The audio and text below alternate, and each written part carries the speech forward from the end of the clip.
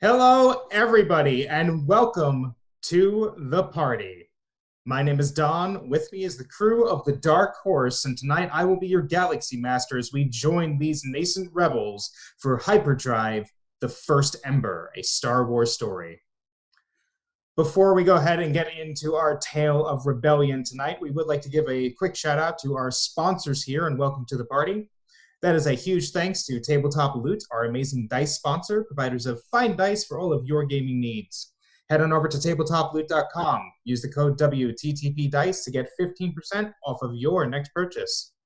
Now, Maddie and his amazing merch shop are the sole providers of Welcome to the Party merch. So go to sonerdwear.com and use the code WELCOME at checkout to get 10% off of your purchase. So Nerdwear, it's what the nerds wear. Now, Welcome to the Party is proudly sponsored by Roll20, the virtual tabletop that runs straight out of your web browser. Everything you need to play with your friends is ready at the click of a mouse, from click-to-roll character sheets to built-in video and voice chat. You can even upload your own maps and tokens, which you'll be seeing plenty of tonight. Get all of that and more with a free basic account on roll20.net/start/WTTP. Finally, Welcome to the Party is proudly supported by Devin Rue, who has provided huge support to the community ever since we've launched. For some of the best cartographical content on the web, go ahead and check out rueinc.com. Now, our Patreon not only goes to support the channel, but the people who support it too. Your generosity allows us to keep working on our mission to continue to platform amazing LGBTQ+ and BIMPOC players and creators. So go ahead, check us out, patreon.com/welcomepartyrpg. And as always, come and join us on our amazing Discord server where you can chat with myself, all of my players, and plenty more people who would love to talk and play some games with you. With that out of the way, let's go ahead and introduce the crew of the YT-2400 freighter, the Dark Horse. We will go ahead and get started tonight with... who's first? Let's start with Kiala. Hi all, my name is Kelly, and I play Kiala Ivaro, the Balasar Slicer Spicer Smuggler Jedi Knight. Oni. Hello, I go by Ulfrig on the internet, and I am playing Oni, the Dathomirian Force Witch / Night Sister. Zora. Hello, I'm Kupo Knight, and I will be playing Zora Sade, your Togruta Guardian of the Will. Creva.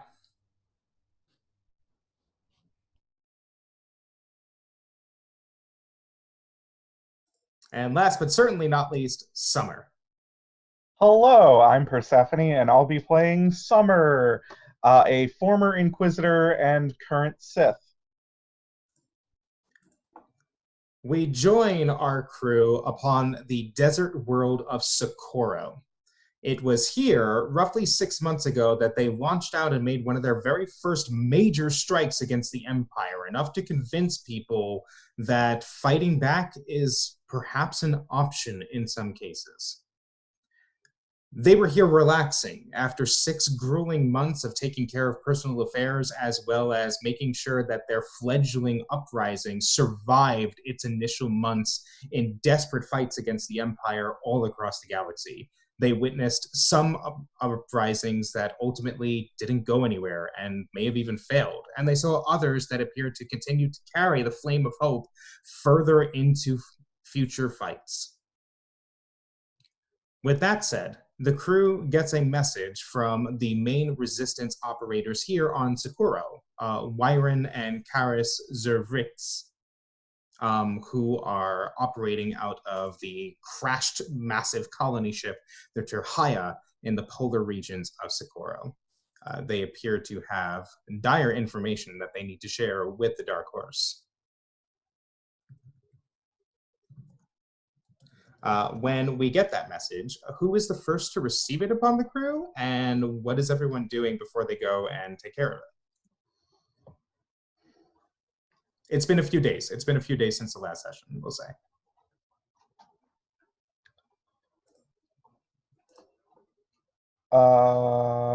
I guess no, because nobody else volunteered.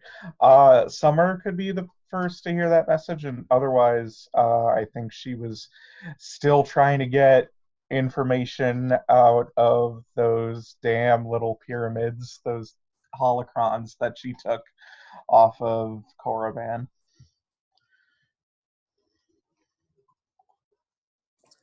One of those little pyramids is starting to respond a little bit. Not anything major, but when you address it now, you at least feel some presence inside of it is resisting you less and less. That is starting to understand that, okay, someone new is seeking my information. So whereas before you felt like just pure rage and fury within the force of how dare you even approach this thing, now you're starting to get the idea of, but what can I get out of you?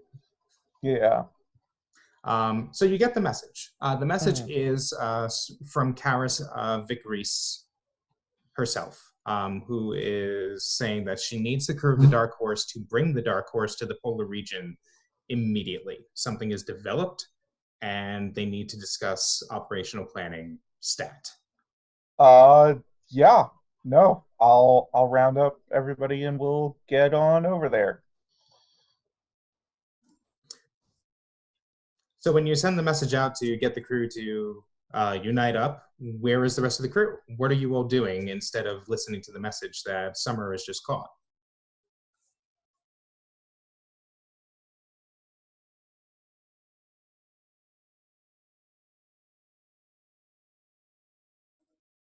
It has been very, very hard recalibrating the Dark Horse after 6 months separated from it to try and make sure that everything with its targeted computer is working correctly, everything with its power systems are working correctly. It's seen a lot of action ever since you've been aboard, and the ship definitely needs some TLC to make sure that it's functional and ready.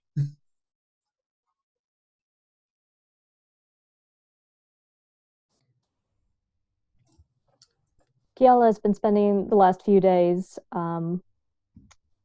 training Oni with her recently built lightsaber in the lightsaber forms. She has also invited the I'm so sorry. Well, she's invited everyone basically to join in if they so choose. But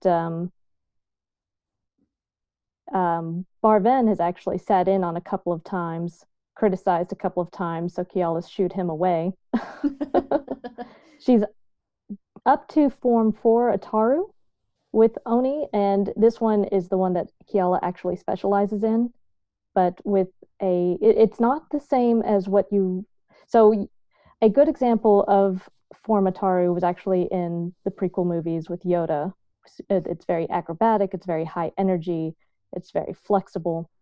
Kiala's interpretation of this particular form, after she shows the traditional form, is more like Drunken Master.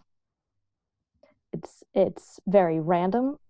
She is weaving all over the place. She looks off balanced, and just when you think she's about to fall over, for some reason, it all just kind of flows and works out perfectly. So it's just that's how it looks when she presents it to Oni for the first time. And she says, in time, you will find the lightsaber form that suits you best. But before you can do that, you must learn them all. I think I'd settle for learning any of them at all at this point. But this form, when she reaches it, is you can see why Barven is very critical. It is not traditional Jedi teaching at all. I think Zora would like to join in at some point. I probably in this current lesson, because like she's learned some of the forms, but I think not, as strict as Jedis in training would be, as Padawans would be. So it's more like a kind of not crash course, but kind of like relearning things, I guess. And so, because I think her time would be spent either learning the forms and also kind of like in Socorro, she was able to grab like bits and pieces of like metals and doohickeys or whatever. So in Chile backtalk speech. So her time has been split between training / like trying to like make her lightsaber handle. Absolutely. And even Kiala has to relearn and refresh sometimes, because it's been a long time for her as well. In fact, Summer would be a welcome presence in helping. Since Summer has probably been more active in the use of the lightsaber than Kiala has been the past few years, and helping in any training. So Summer, of course, is also invited. But it would be a lot like a group yoga session in the mornings. Be just we get together and we go through our forms.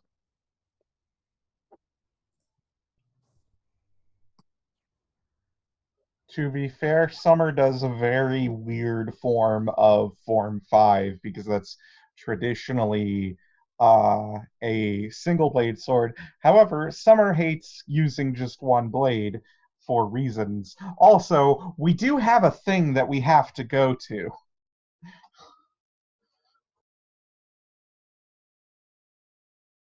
I think when Oni gets that message, she's just going to turn off her lightsaber and kind of make a face at it. Lightsabering is not going well for her.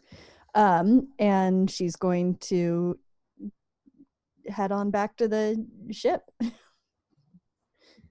I think Zora will walk with Oni and then kind of like pat Oni on the shoulder. That you're really actually getting better. You're picking it up way more faster than I was when I started learning this. Believe me.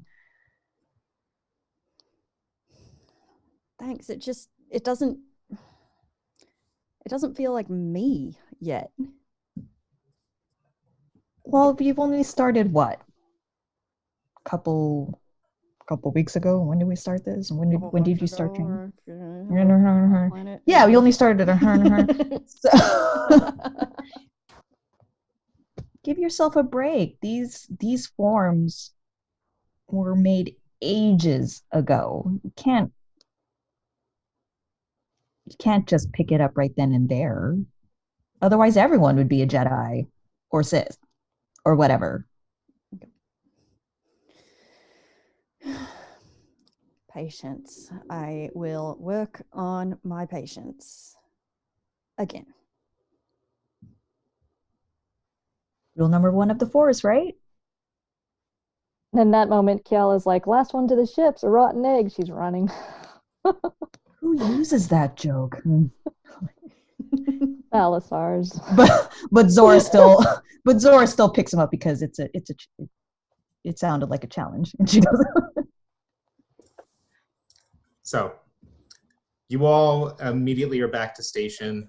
Summer and Kiala within the cockpit, as the rest of you make sure that the Dark Horse is prepped for takeoff. The repulsors kick off the ground, lifting the ship into the air. The landing gear retracts into the belly, and with little ceremony, Summer punches the engine, and the Dark Horse is rocketing through the thin atmosphere of Socorro. It doesn't take you long to reach the polar regions. The Dark Horse is an incredibly swift light freighter. When you set down there, though, you notice far more activity than there was the last time some of you visited this place. Of note is a warship. It looks quite small, maybe no more than about 100 meters. A few of you would be quite familiar with Corellian Engineering CR-90 Corvettes that generally ply the trade lanes, but it doesn't look exactly like one. It has some features that are very different. Of note is its silver-plated hull that makes it gleam and reflect in the bright light of Socorro. Along with this, you also see several different types of smaller cargo haulers and other light freighters, many of them bearing the tri-stripe mark of the Black Belier. When the Dark Horse sets down, it's very clear to see that the area around the makeshift landing pad is a flurry of activity. People are running back and forth, and even from the cockpit, you can see a very, very frustrated Wyron and Karis discussing things heatedly with Sadli, Jirac, and another creature that you haven't actually seen before. From a distance, it looks like they have rather lavender purple skin, almost kind of like a dog-style muzzle, but squished and pushed in. And you can very clearly see spines that are protruding from their shoulders and along their face. They appear to be dressed in a very crisp naval-style uniform, a very colorful one.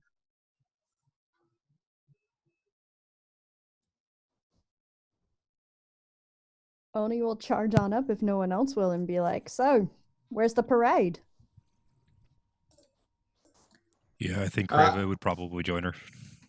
Yeah. Seeing somebody in Navy uniform. Ship, so.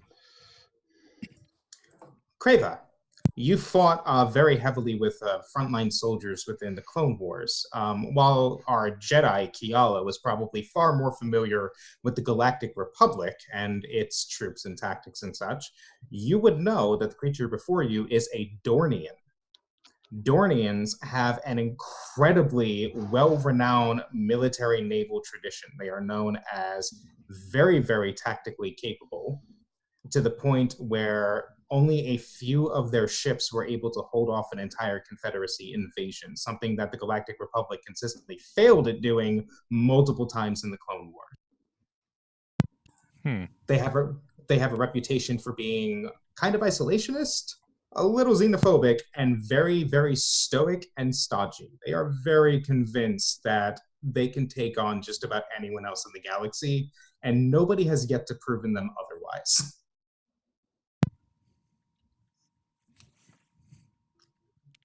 So, with Crava at least knowing that, as you approach, Wyron is the first to turn to the rest of the group and kind of hustles herself over. You can see that her hair at this point is a mess. There's no attempt at maintaining any sort of semblance of appearance. She is completely in war mode at this point for Zabrak. And she reaches forward. As she comes to the group, she reaches her hand out. Whoever is first, I'm assuming Oni, claps you on the forearm hard and says, "Thank the Force you have joined us, sister." Yeah, of course. What's wrong?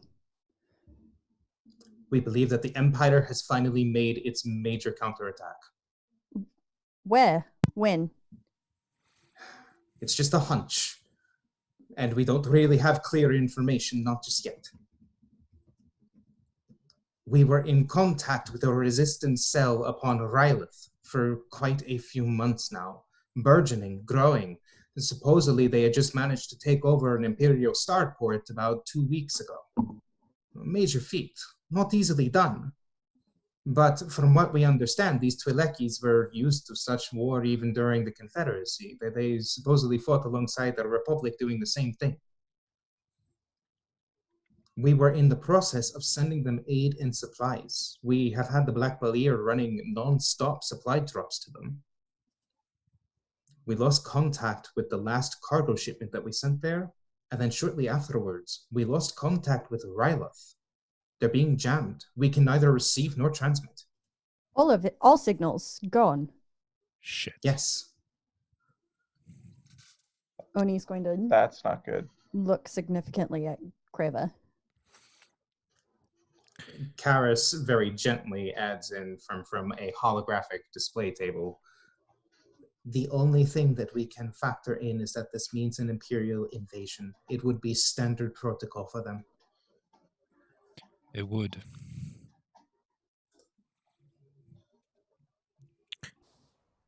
We need to go.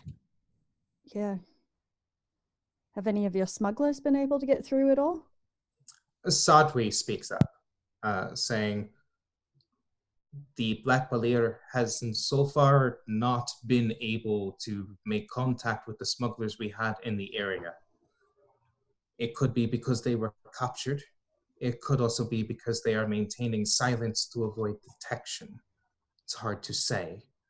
We're going into this rather dark.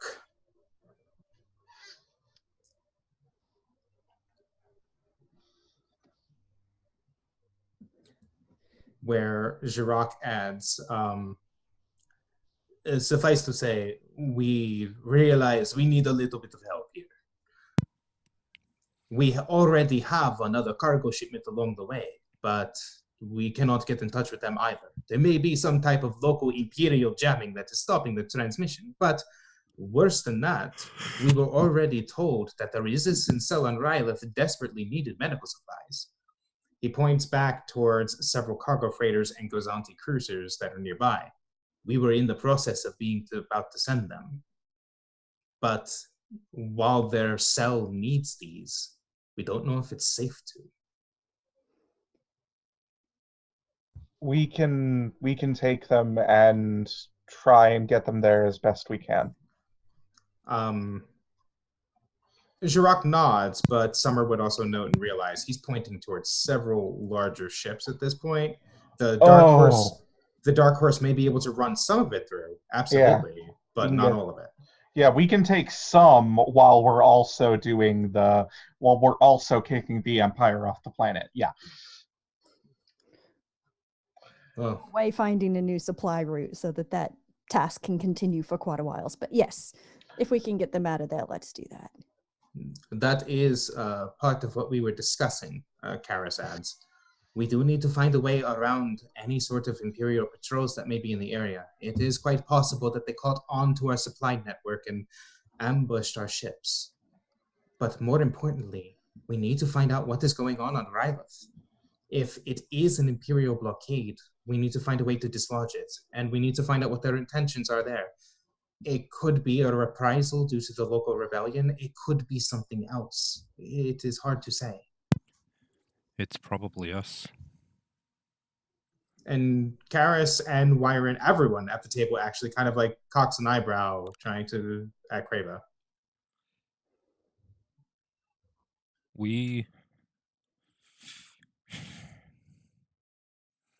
We're all fugitives in one way or another. Our most recent encounter with the Empire was about 6 months back, as most of you know. This is probably their retaliation on us for attacking pretty much at the heart of their faith, as it were. Wyron cuts in.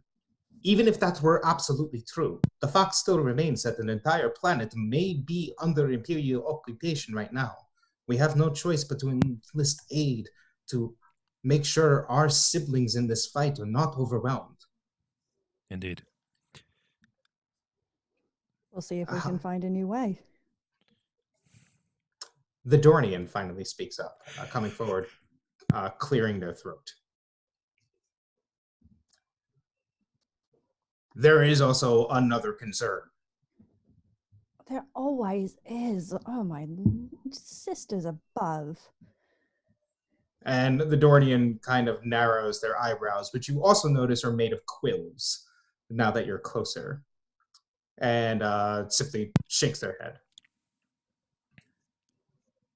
If the Empire has become aware of our supply loads, there is the further concern that they are probably trying to dispatch the last one that we sent out.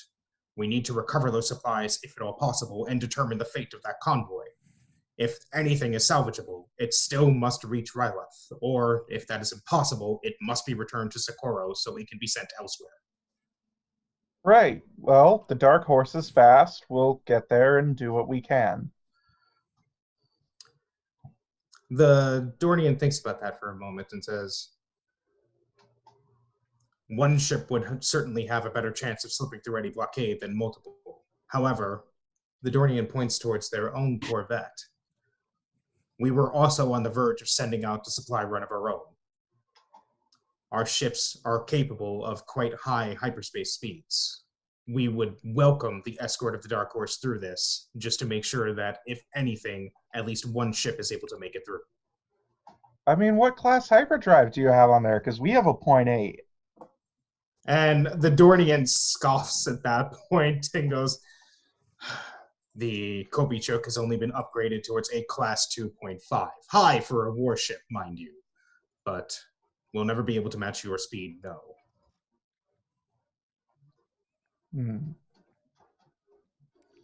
Well, Yeah. let's hope Okay. what you lack in speed you make up in power with those guns on there.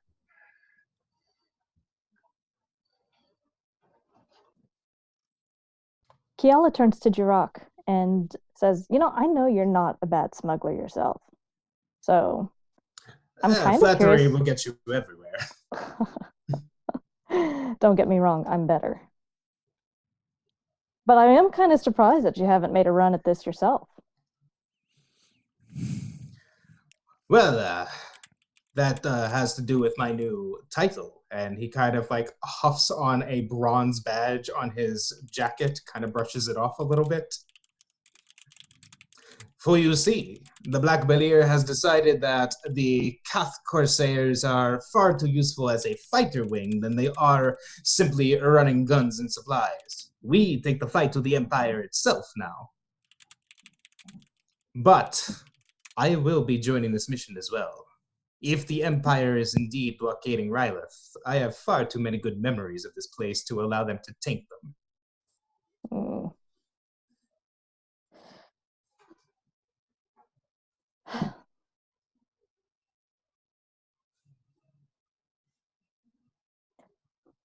She's taken aback by a little bit, not expecting one of the more well-known smugglers that she knows in the area to have been promoted, but she also says, my condolences, not as profitable of a venture. You'll have to be watching the tail of our ship the entire way. I will keep great eyes upon your rear. Have no worries. Zora, if she hears this, Zora rolls her eyes. Then Sora rolls her eyes. And then everyone rolls their eyes. Save Kali, who simply nods and says, yes, that is exactly what we would expect.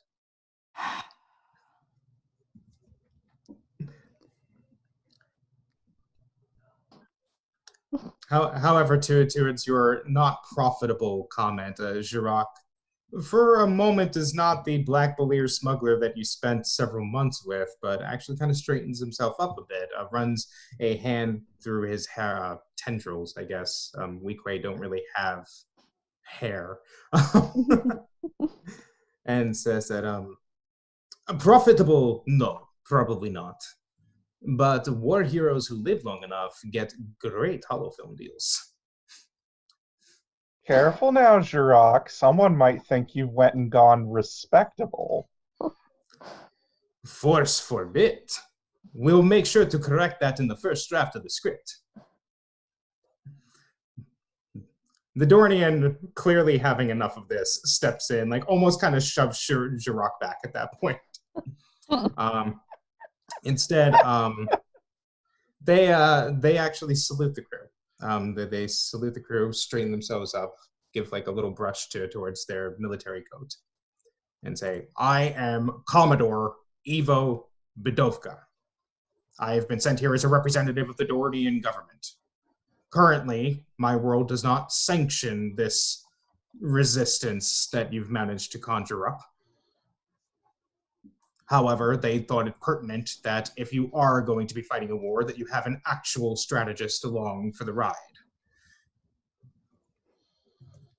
That sounds Well, excellent. If we waited for permission, the Empire would all kill us. Even my people can understand that there are times when expediency overtakes tactical sense. I wouldn't say overtakes. Not entirely. Okay, we've gotten lucky. And at that, the Dordian even kind of grumbles a little bit and goes, "I would not exactly call sending a galaxy-wide transmission with no further plans for linking up all of your different fighting forces together, as well as logistical chains and supply in place already, anything else other than expedient." We had one plan, and that was it.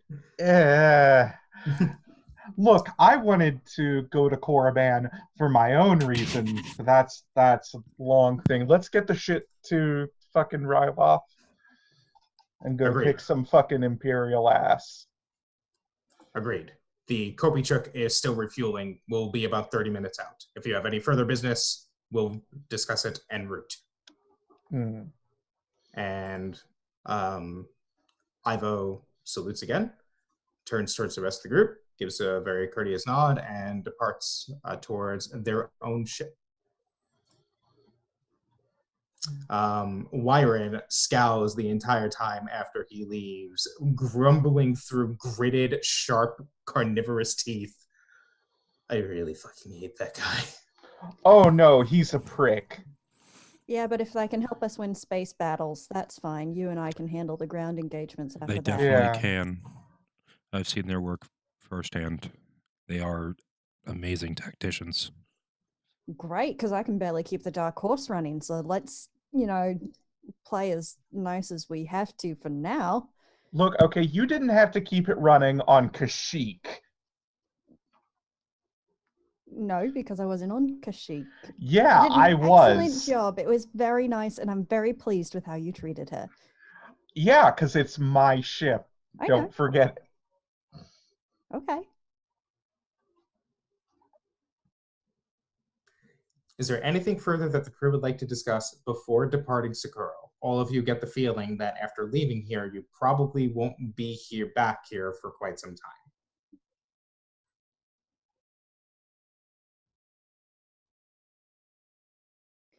Tempted to take Wiring aside for just a minute. Certainly. And say, would you ever leave Socorro? Even if it meant leaving your wife behind? Wyron thinks about that for a moment, and you could tell that it's actually, from the flash of her eyes, it's not a question that she's actually considered.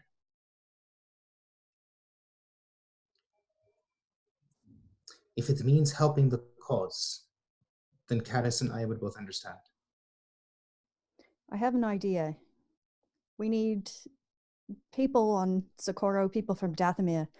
We're used to things being hard and we're used to making do. And a lot of places in the galaxy, it's not like that. But we could always teach them. And maybe some of these city slickers that have been hanging around, we could teach them how to start kicking a little ass. She grins wide. They say that even the tiniest youngling upon Iridonia knows how to carry a Zaboka by the time they can walk. If it's soldiers that you need, I can make sure that every single smuggler and drifter that comes through Vikeya City by the end of this knows how to use a blaster.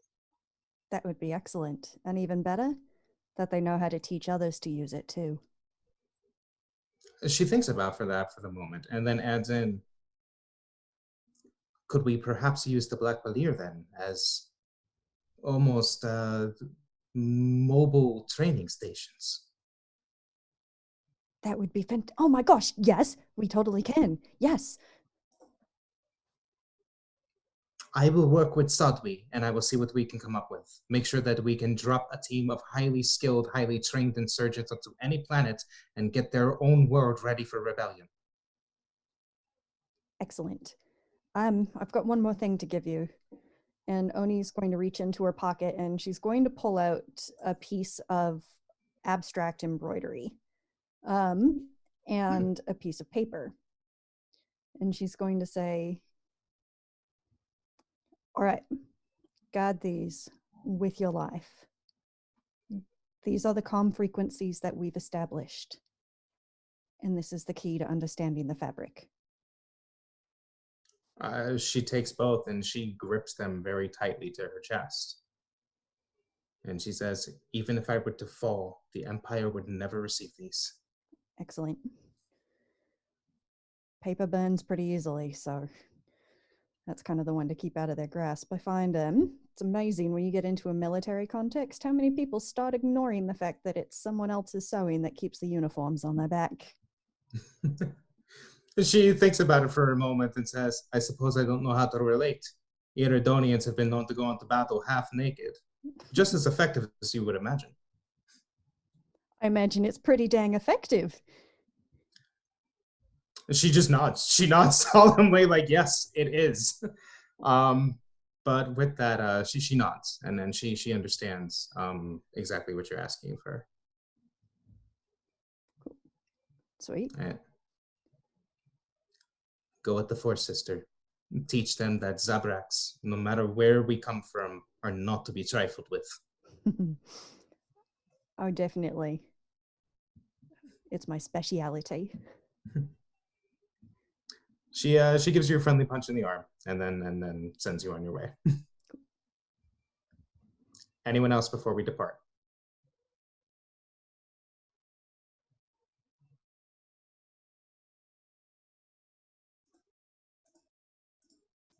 Okay. The crew hops into the Dark Horse. You manage to sync up communications and your IFF, your identification friend or foe, your sensors essentially, with the Dornian ship. It is registering as a Brahatok class gunship, registered the Kopichuk. The vessel itself, as Kiala is pulling up the specs on it that the sensors are bringing in, it is a very fast, very heavily armed, if small, gunship. It is not meant to tangle with Star Destroyers. It can't. However, it can go toe-to-toe with some smaller Imperial vessels because while it lacks most heavy laser weaponry, like the turbo laser batteries that a Star Destroyer might have, it has a very heavy complement of missiles and torpedoes. It is a missile boat. It is meant basically to target on and just launch a salvo to overload shields. Also being added into this is 2 fighter wings. There is the Cath Corsairs, who are rocking Dune Lizard class fighters, Mandel Motors make.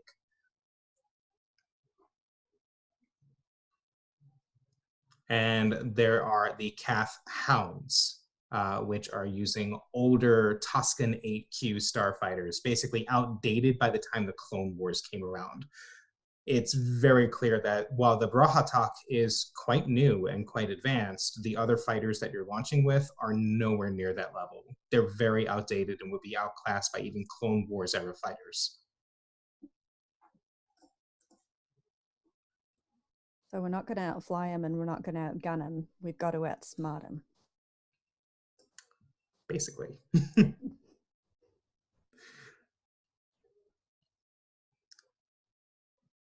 With that said, the Dark Horse, after undergoing final launch sequence, lifts off along with the Kopichuk and your 2 fighter squadrons. You tilt up and burn through the atmosphere of Socorro before eventually making your way into the Black Stars themselves. Every single ship then begins to communicate its navicomputer data between each other. Kiala, you see that a request comes in from the Kopichuk asking for a navigation link, essentially syncing up your hyperdrives. It is very easy for faster and slower ships to basically get lost within hyperspace. This way, it calculates it where you're going to go the same rate, the same speed, jump at the same time, revert at the same time. No problem. Okay. Then, with that said, you link up, and it's the Dornian Commodore that finally gives the order to jump to hyperspace. You throw the handles forward, and the stars stretch back over the canopy. As you look out, you see the makings of a small rebel fleet, as you realize that while you are departing, behind you are the Gozanti cruisers and the light freighters of the Black Lear. They have not jumped yet, as you realize, as swirling blue stretches over the canopy, but you know that they will be close behind. They will be following you once you make sure that the area is clear. Ryloth is quite some ways away from Socorro. You're going from about the central western rim all the way out to the fringes of the eastern rim. Is there anything that anyone wants to do in the meantime while you're in hyperspace, while you have this time of travel?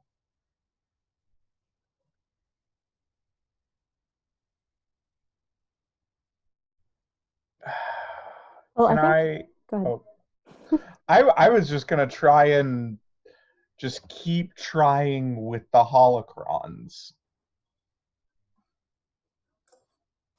Okay. The one specifically that Yeah, okay. if that's the one that's opened up to me, then yeah. A little bit. Little bit. Little bit. I'll take any ground I can get. Kiala, what were you going to do? Kiala's going to spend this time to actually be searching encoded, scripted, and encrypted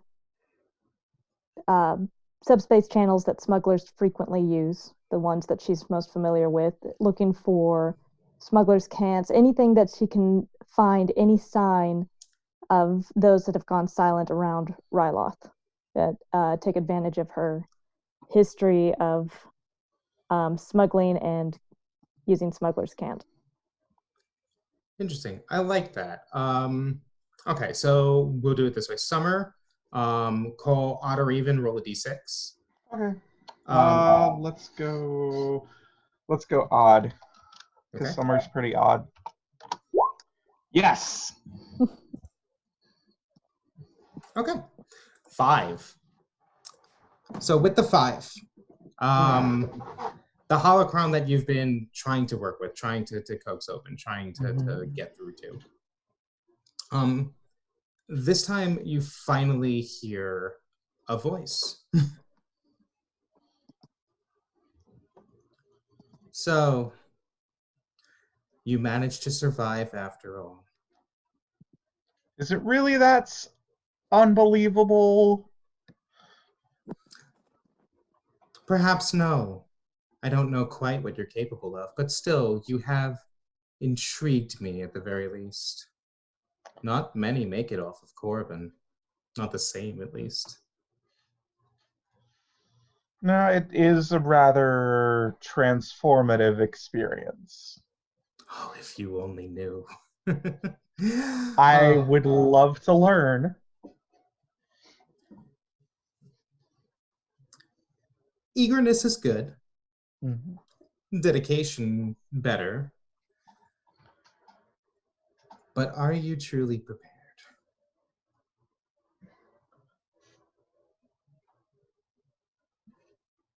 I am prepared as I can be, as one can be for anything like this. Good. Because the dark side doesn't care how ready you are. You either subdue it or you die. If you are incapable of being able to perform what I can teach you, then that is your own failing. And that is your first lesson. You are your failures as much as you are your successes. I acknowledge this. Good. Good. The holocron closes. But it appears that you did manage to get a response out of it. It does acknowledge you.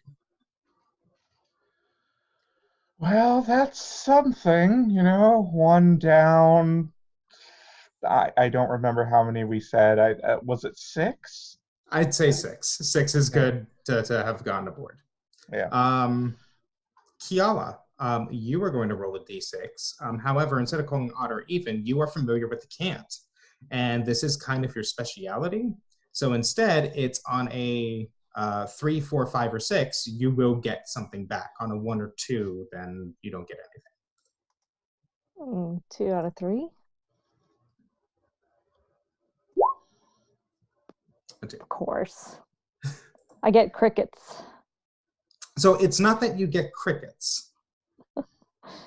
It's not that you get crickets. It's that instead of anything clear, what you do manage to get through the cant is at first what sounds like a simple rundown of spice prices from Kessel out through Nauhada, but your familiarity with the cant allows you to recognize that these are coordinates, times, and dates. But without any other reference, you don't know what exactly they're supposed to be, and the dates are in the past. I'm going to download them to a data stick anyway, just in case. Okay. I might revisit it later. Plugging the data stick into the Navi computer is at least enough to bring up that the coordinates do happen to be near Ryloth. And the dates do happen to sync up close to about when the last failed supply run happened. But it's hard to say if the coordinates are where these people fled to, or if it's perhaps like essentially ways, like they're calling out like, hey, Imperial patrols here, avoid these areas. You don't know. You don't actually have that data. But you do know that they were transmitting at this time, and you do know that they were trying to alert people to something. In that case, she's going to seek out Kali. See if Kali can maybe get an intuition, maybe get a feeling about which way it might lean. Bringing it to Kali's attention does have her hold the data stick for a moment and think about this, but after a bit she goes, I am not as connected with this world to be able to sense around it like I should. Do you think that Crava would be able to assist in this?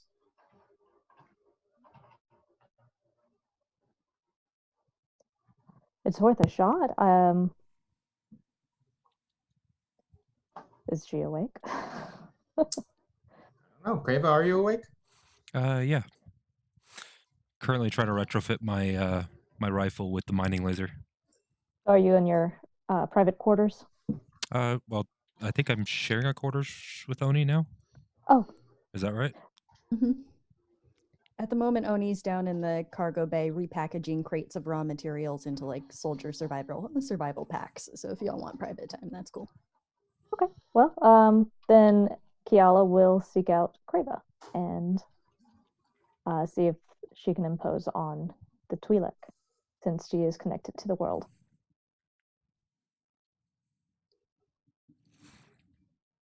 Basically, knock knock. Avon. Really? God.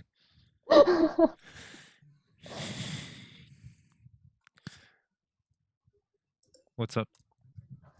I could feel you deciding whether or not you were going to let me in.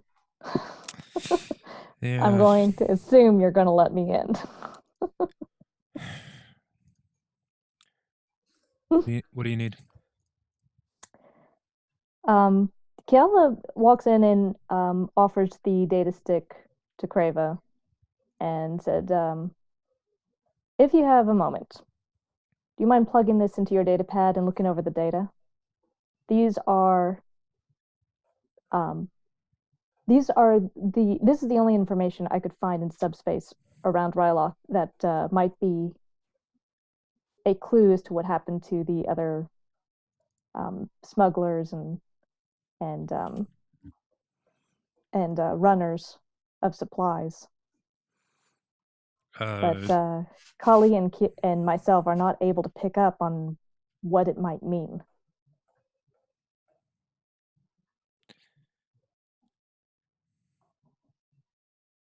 I mean, I could try. Just see if you get a feeling.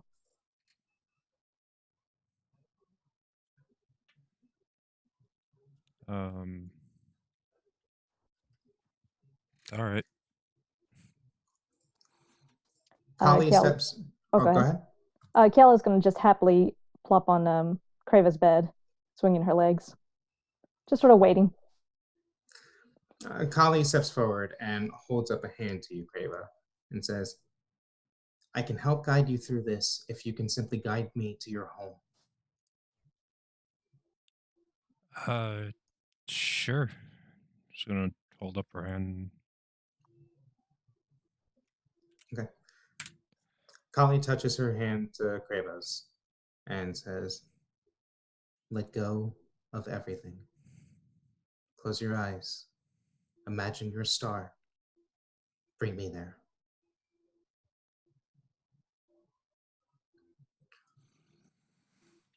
What does Ryloth look and feel like to Krava? It's a home that she's...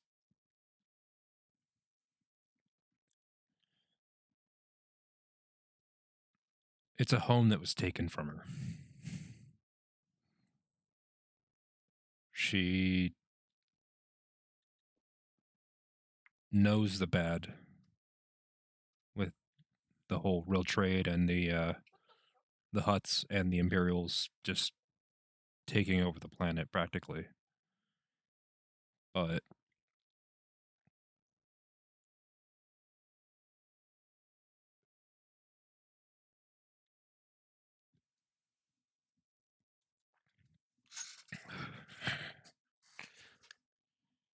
she...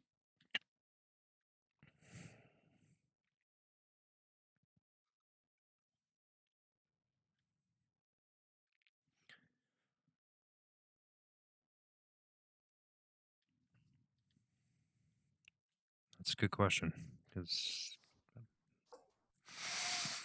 Kali focuses in on this feeling of loss, this feeling of having something stolen in a way. And for a moment, you can feel through the connection of the Force that Kali sort of understands this, but doesn't. In a way, her home was not really taken from her. It was something that she willingly gave up to go join the Jedi Order, to become what she was. The Purge is an entirely separate loss. It's not the same, not really. She focuses on that memory, though, and she brings you to the orbit of Ryloth, where you can see its single star orbiting around it, or Ryloth orbiting around the star. That's the way that works.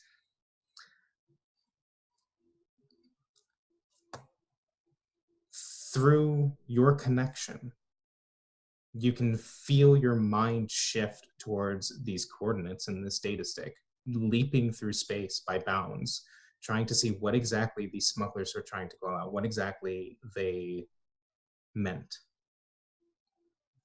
And at every spot you go is wreckage, is ships adrift, is fighters that have been torn apart, are what look like people floating in the vacuum of space still. Kali struggles with this, as every single leap brings you towards another scene of destruction, another scene of devastation. When she returns her thoughts back towards Ryloth, using Krava as a guiding light at that point, a beacon to hold on to get her away from all of this misery. Something's wrong with the planet itself. Crava and Kali can both see that the star is going dark, that the light that it sheds upon Ryloth is being entombed. Kali breaks the connection. She struggles. She actually goes back, almost like stumbling back into the wall, and grips it herself very, very tightly. Is Crava's eyes closed? Or at this moment, I mean, like while she's experiencing this? I can't hear you. Can't hear. Sorry. Until she breaks the connection, yes. Okay, so the moment the connection is broken and their eyes open, you'll see the Belisar's face like this. Like she is up close, total concern. Palps are completely straight up. She felt all of that pain, and she is just, what happened? What the fuck just happened? Kali looks up between the two of you and says simply, "They're dead. All of them. They saw something they shouldn't have. And the Empire killed them for it. They were trying to warn us. The coordinates, something passed through there. And they couldn't stop it."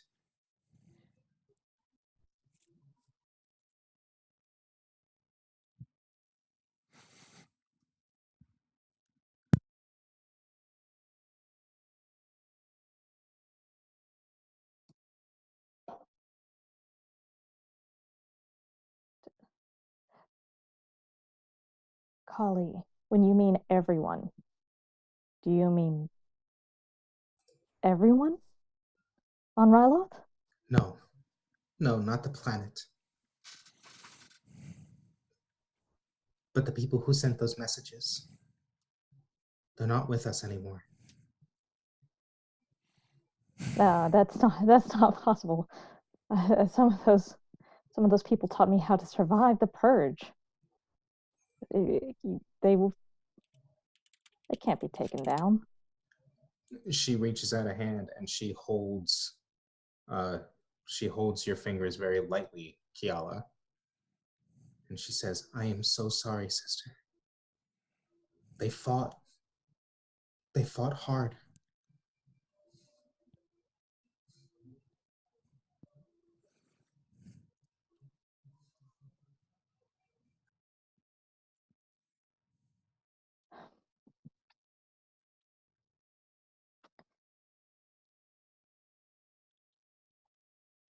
Kiala takes a moment to process it, and then her face calms. It will not be in vain.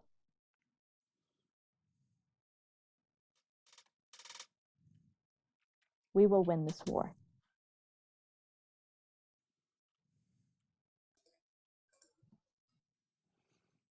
Kali thinks about that for a moment, nods, but then adds, "But that doesn't bring them back."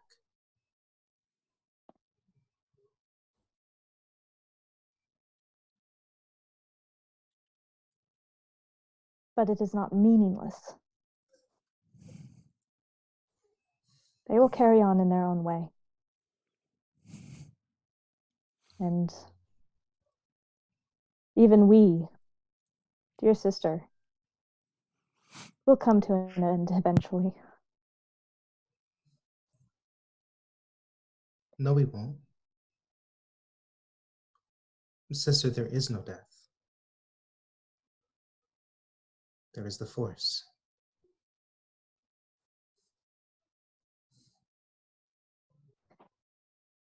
But not today. She smiles. She forces it, but she smiles. She says, "No, not today. The Empire did not want them seeing and reporting whatever it is was going on there. We have to find out what it was. And Kiala turns to Creva, and she reaches out like she's going to grip her forearm or her arm or something, but then she halts the motion and pulls back, curling up her fingers, realizing that they're probably not that comfortable with each other yet. But she wants to reassure her. We're going to free Ryloth. Whatever is there, we won't let it stay for long. I don't think there is any freeing Ryloth.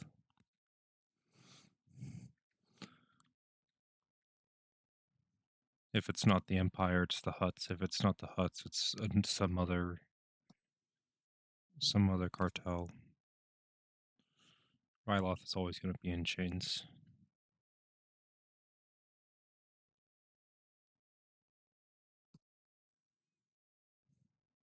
Not if all Twi'leks are like you. I don't see them staying in chains. I'm not in chains because I was sold to the military. Not everyone's so lucky.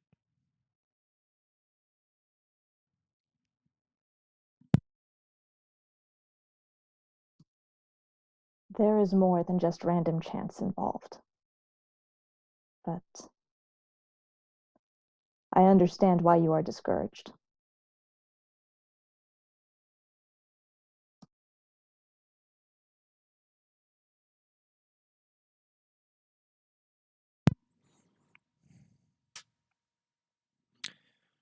I would love to see my home free.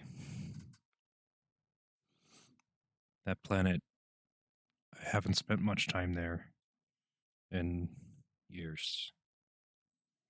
Since I was put into the military. But that is still my home, even if it is currently lost to me. I want to see it free, but I don't think it possible. Free from the Empire, maybe. But there's still an underworld to get rid of.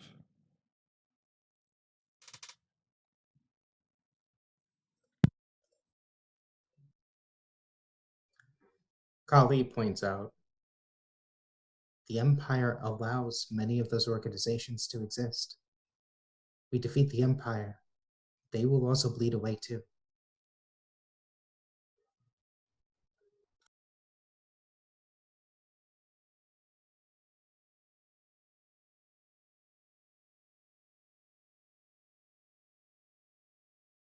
I can only hope so.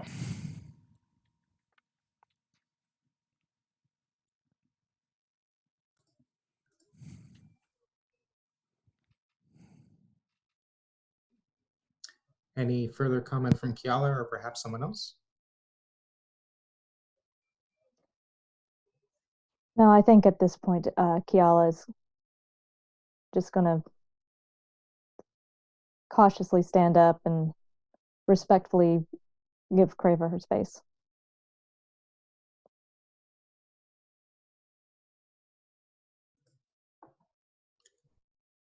After a moment, Kali does the same. She stops by the door, though. She looks back, and she says, you were able to feel out countless light years through this. I understand that this was not a pleasant experience, but I hope that that doesn't linger when you think of what you can do through the Force. Not all visions are bad ones.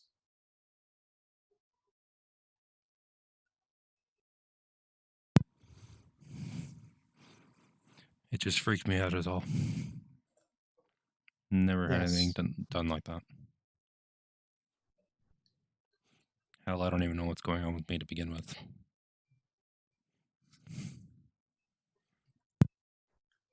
I suppose if Barven was not there to explain it to me too, that I would also be equally confused. I can't imagine what this feels like.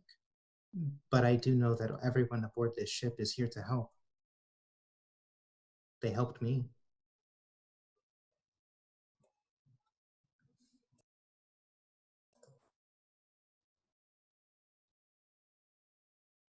And with that, she departs.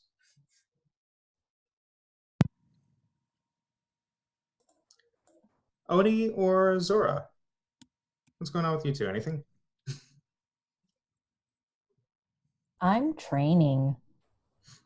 Training? What are you training with? And where? Well, there's no way there's any room in her room, so it's probably in like the most open space that she can. The Mostly, cargo bay. yeah, mostly like katas and more of the martial forms, but I think she's just gonna kind of go through the motions of like everything. I think yeah, just seeing how there's like a like other ships following the dark horse. It's like it's kind of hitting her that hey, this is getting serious, and knowing for Rylot, this is Krava's homeworld, and with the vision she saw in Korriban and how she feels about her homeworld in Chile, she's kind of taking this more seriously than she's just taking it more seriously. So because she kind of has an understanding, so she's definitely kind of going all out in making sure she's at the top of her game.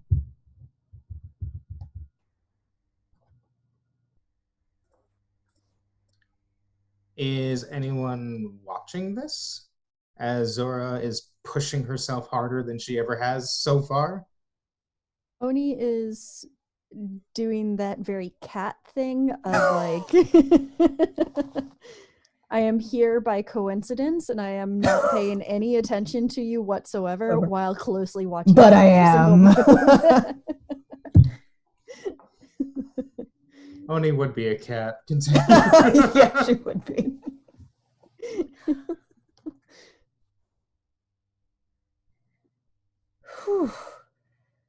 Are you liking the show? It's on. Sorry, I didn't mean that. Just.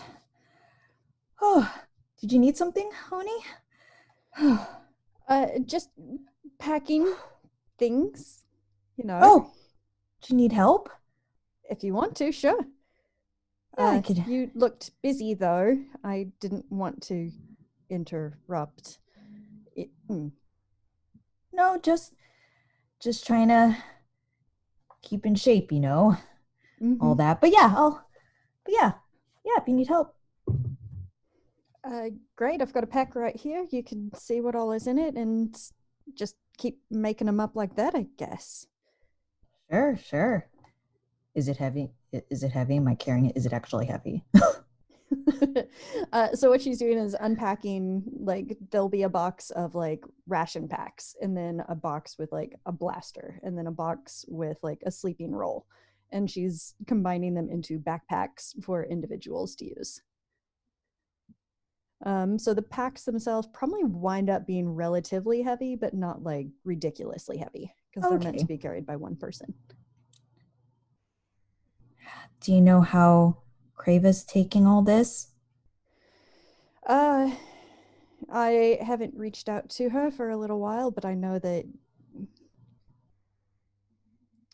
Krava and Ryloth are complicated. I understand parts of it. I don't understand others. This whole damn ship is complicated. Is that a mood or what? But I think you should talk to her soon. I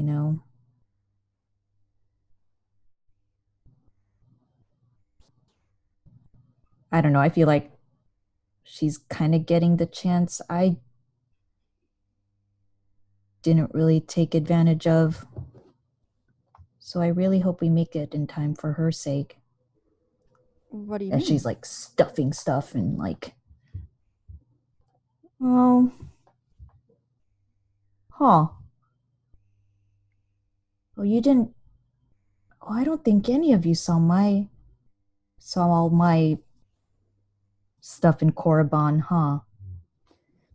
I got images mostly afterwards, or like as I was moving from one to the next. It works better if you don't force it. Here, just have it. I suck at like this compartmentalizing things and making it an organized and making everything fit in an efficient way is not Zora's forte. So she's just like, I get the feeling this isn't what you need right now. no, I wanted to help. I said I'd help. And still stubbornly helping. Here, let me help you, I guess. And Oni's going to grab her quarterstaff, and she's going to grab a stick and throw the stick to Zora. And be like, come on, try and hit me. Oh, try. And then she just starts whipping around the quarterstaff. Okay. Well, you've got fancy moves. Do they actually do anything? Oh, I think you've seen my stuff well enough by now. Yeah, I'm going to get my ass kicked, but come on. What did you mean when you said that she was getting the chance you never did? Come on. And Oni's going to like, boop, just poke her. All right. And Zora just like kind of just testing Oni's stances and like her open spaces while she's talking. And just like, well, I don't know, I was too late for my temple. I wasn't there. And that's what I saw when I was in Korriban. And I've always felt that it was my fault somehow. Maybe if I went with that Jedi Master and trained, maybe if I did this, but I learned that, hey, there's no what ifs in this world, right? Oni's going to unleash a furious bunch of blows at Zora while she's talking about this, by the way. Ooh, like, and I would hope, like, with multitasking, she's just like deflecting and just rolling the quarterstaff, like isn't she's talking it out, like, and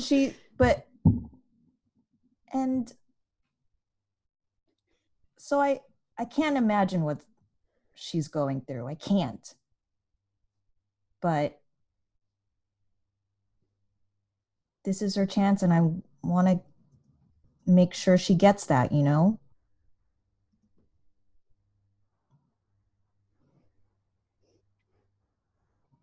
Yeah, I get that.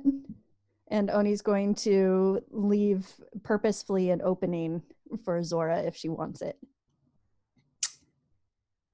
Zora doesn't take it.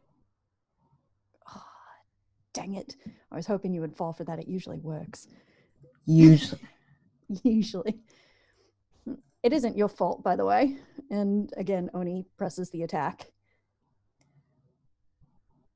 And she defends, but then she starts going on the offensive and tries to kind of she makes a feint and then tries to just sweep Oni off her feet. And while doing that, she's like, I think if you told me that 6 months ago, I wouldn't have believed you. But I think I'm starting to see that. Got to look forward, not back. Well, you know, look back use it to learn as you move forward. And Oni is going to try and goad Zora into doing that same pattern of attacks again.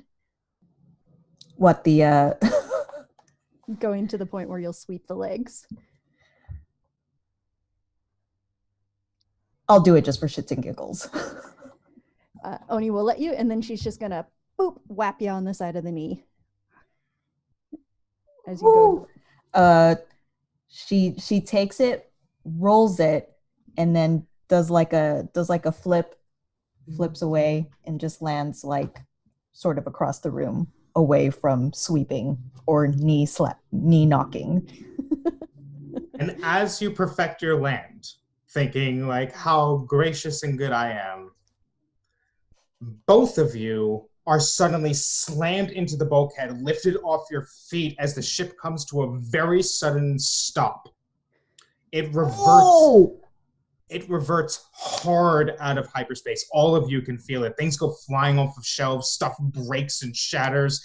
You see from the cargo bay that poor Beat goes sliding on their treads past one of the main doors and hits into another wall. Summer, I'm assuming still in the cockpit? You're muted. Fuck! It's okay. Summer was in the cockpit, yeah. Summer in the cockpit, you are frantically, suddenly piloting the Dark Horse when before you thought you had quite a few more hours in hyperspace, skimming along the side of what must have been some type of medium transport, except you could see it has been ripped in half. You are barely able to turn the freighter to the side and kick in the maneuvering thrusters to stop from impaling into this thing and killing everyone aboard instantly. And when you clear this bit of wreckage, ahead of you, you just see more and more and more. And you realize the convoy that you were trying to catch up with, you found it. It's been annihilated. So Kiala This is was bad. Yeah, Kiala was Hey, y'all, this is bad. Is it another damn asteroid from the pirates? No, it's not just look. Okay. Ow. Kiala was Oh, sorry. ahead. No. Go ahead. Go ahead, Kelly. So Kiala was trying to run from the galley when the first impact happened, and then Summer had to take maneuvering tactics, and so Kiala was like, "Whoop, whoop." He stumbles into the cockpit just to cry out, "What happened? What is this?" I found the convoy.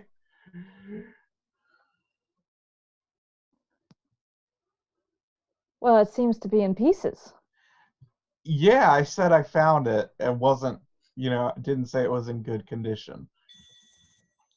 And she starts saying some very colorful words in Huttese. There is a flash of anger before she can get it under control. You realize, for whatever reason that you can't quite understand, you appear to be in the midst of an asteroid field, but that can't be correct. There was not one here on the Navicomputer.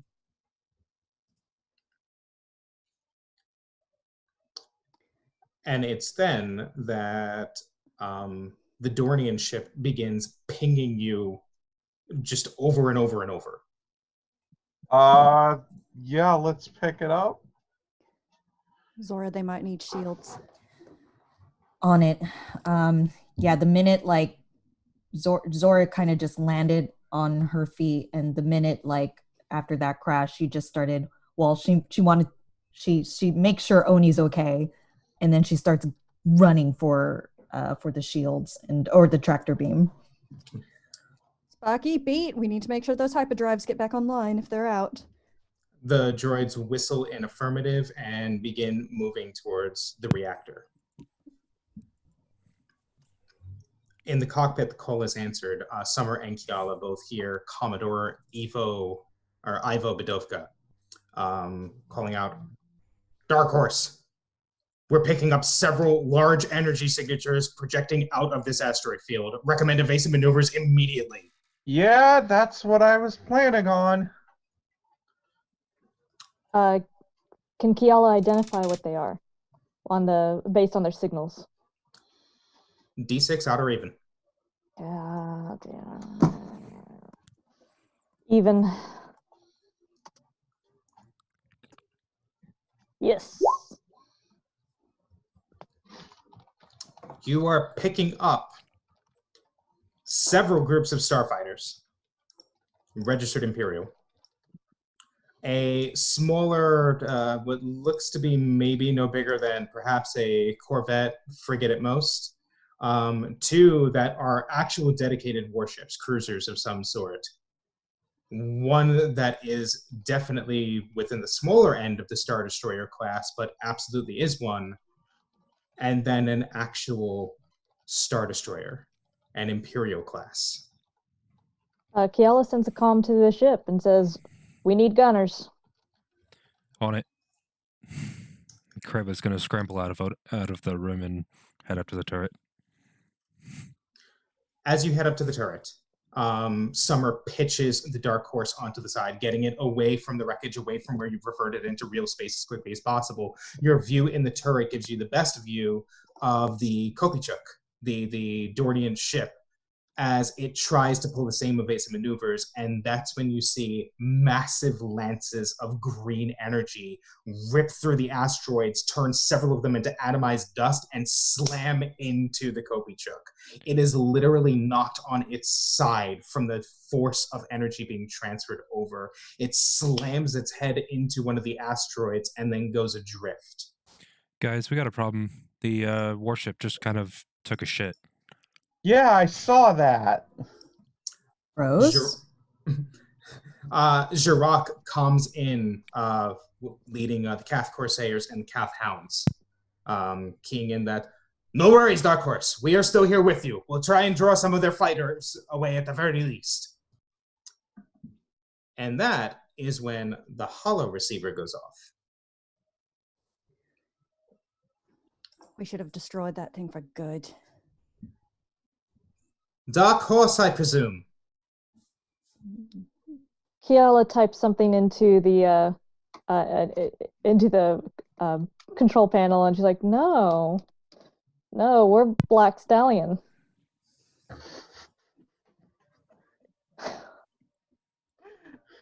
It As she's is. trying to change their ID code right then and there. It is perfectly normal when facing your own death to make jokes. It's quite a rational emotion. I understand. But it does end here.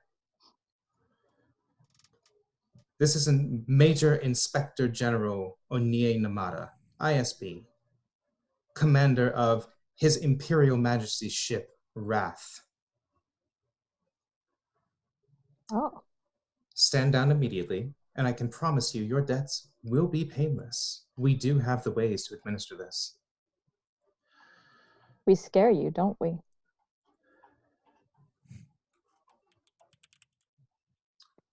I can turn you into dust to the point where not even stars would be able to use you for fuel. Little mouse, do you really feel in control here? Yeah, we're the Dark Horse, and we're going to crush you underneath our hooves. You hear from inside the bridge of this Star Destroyer that someone is calling out to Onie Namada, that someone's trying to get her attention. And you can't quite tell what it is, but there's muffled sounds. And when she comes back on the holocom, she's very clearly scowling. It appears that the duties of a loyal servant of the Empire are always needed elsewhere, but that's quite fine. My forces here were enough to destroy every single little convoy you rebels managed to try and slip through our fingers, and our grip just keeps getting tighter. Well, Farewell. I guess I'll just have to break your hands then. Farewell, little mice. Farewell, little mice. I shall treasure this banter always, and I will always regret it was not my hand that destroyed your insignificant little uprising. Commodore, Love you take us out. too.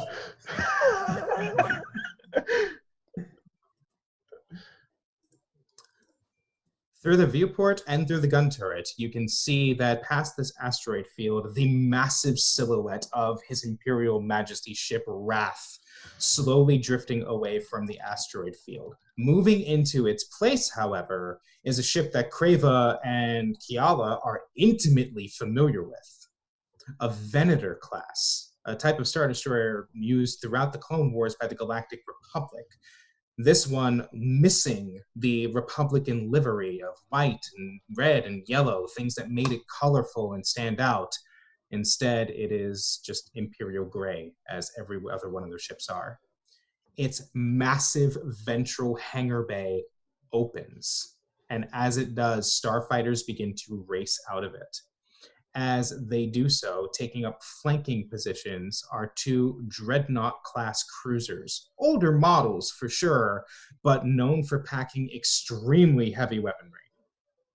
Last, sliding into the scene is a Lancer, a smaller ship, but one known for anti-starfighter duties.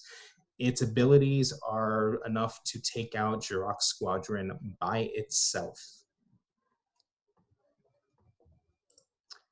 So, Summer, I have a very important question for you. Yeah. Is there enough room on this ship for all the stamps we're going to have to add onto it when we take down all of these little ships?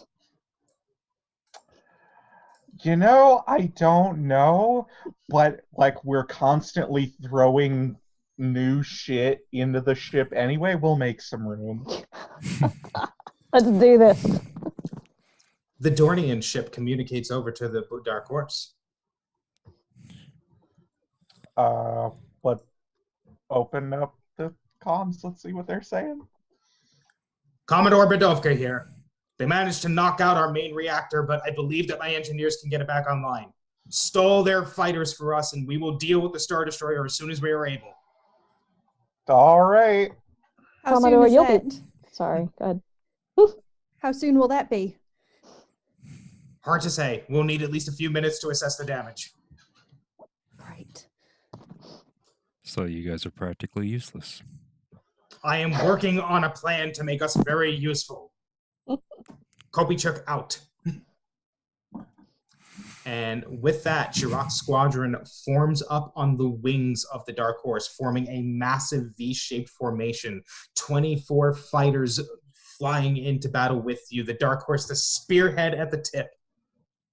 As Imperial fighters race forward, the cruisers lining up to meet within the middle of this asteroid field, this starship graveyard. And that is where we will go to break. When we return,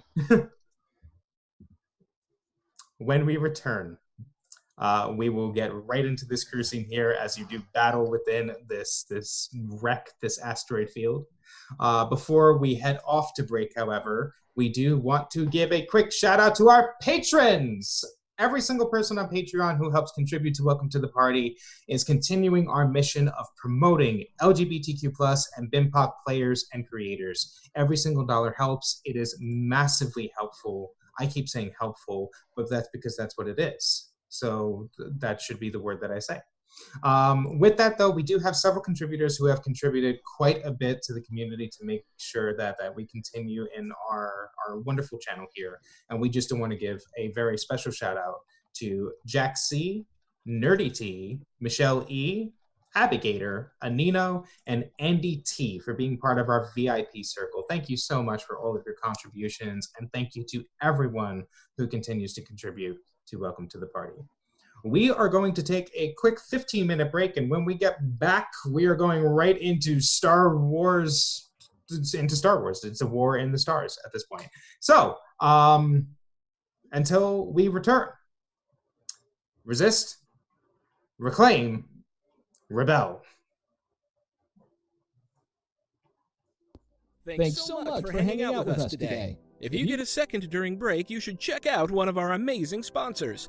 We're now proudly We're clear. sponsored by Roll20, the best virtual tabletop for all your role-playing needs. Over 4 million people use Roll20's virtual tabletop to power their favorite games.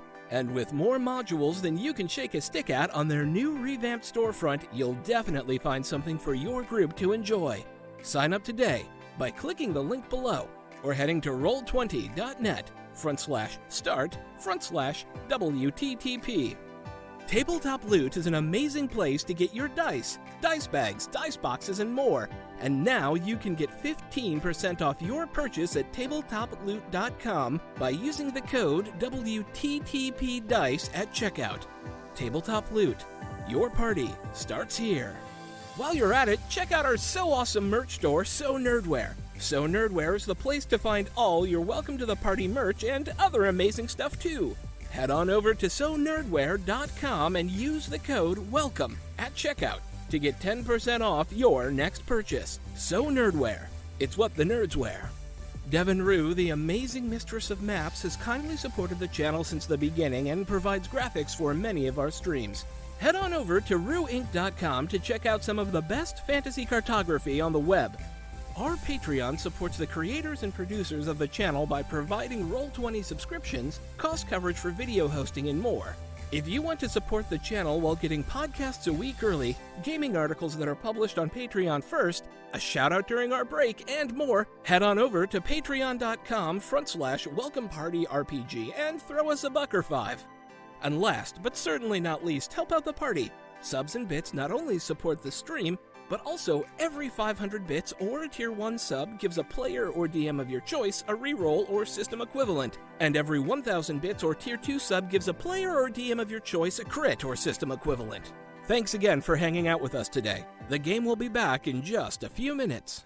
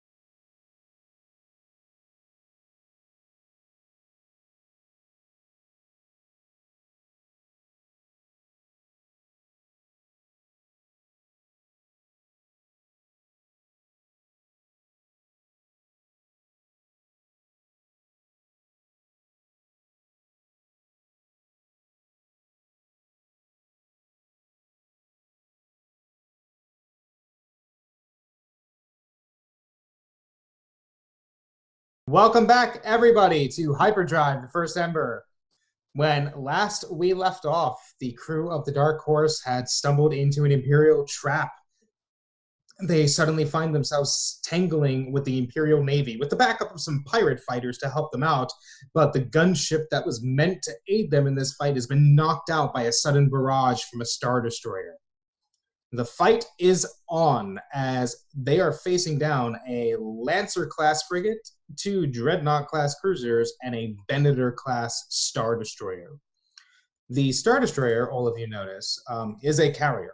It is mainly designed to bring a ton of starfighters into battle. It doesn't really have the big guns that the Imperial class has. With that said, though, the starfighters that it's launching, all of you notice, are older models. The dogfighters here, the ones that don't have any special effects, are Alpha 3s, V-Wings, from the Clone Wars that have been painted in Imperial regalia.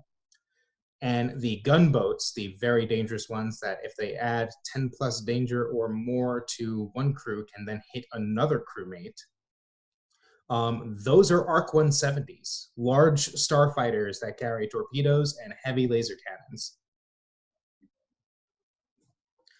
We also see down below that some of these ships have some special abilities. The 4-hit Lancer can immediately doubles the fatigue cost of all talents until you take it out. Very dangerous. The 2 Dreadnoughts have the strategic gambit option. Instead of doing their damage, they can lock a tactic for the entire crew, making it much harder to use certain abilities that will help you. The Venator is essentially just a massive carrier. It will stay alive for a long time. It will just keep releasing fighters. It will make those fighters stronger. With that said, let's add some danger to the party. So every single fighter can add 3 danger at this point. So let's see, that's 3, 6, 9, 15, 21 total. So let's just see, we will do 7 to the pilot, as Valkyrie is now forced to weave and dodge between all of these fighters just trying to tear apart the Dark Horse. Oh, yeah. Let's do 7 to shields, as Zora is frantically doing everything possible to try and make sure that the shields don't go down over the cockpit and just immediately kill everyone as these fighters are buzzing all around, laser cannons chattering against the hull. And let's do, let's do 7 to engineering, as everything suddenly starts to go to hell, and Oni is struggling to make sure that the shields and the engines have enough power to keep up with Summer and Zora desperately fighting to try and save the ship. So that's our fighters. Our Lancer is just going to unleash a barrage. It just blankets an area and laser cannon fire. It's essentially flak, meant to try and force all of you off course. We'll say that puts Roach, Kiala, up to danger 4, as your sensors are having a hard time getting through all of the information that they're picking up now. They're trying to calculate the targeting angles and firing vectors of the ship, and it's overwhelming. The Dreadnoughts. Let's see.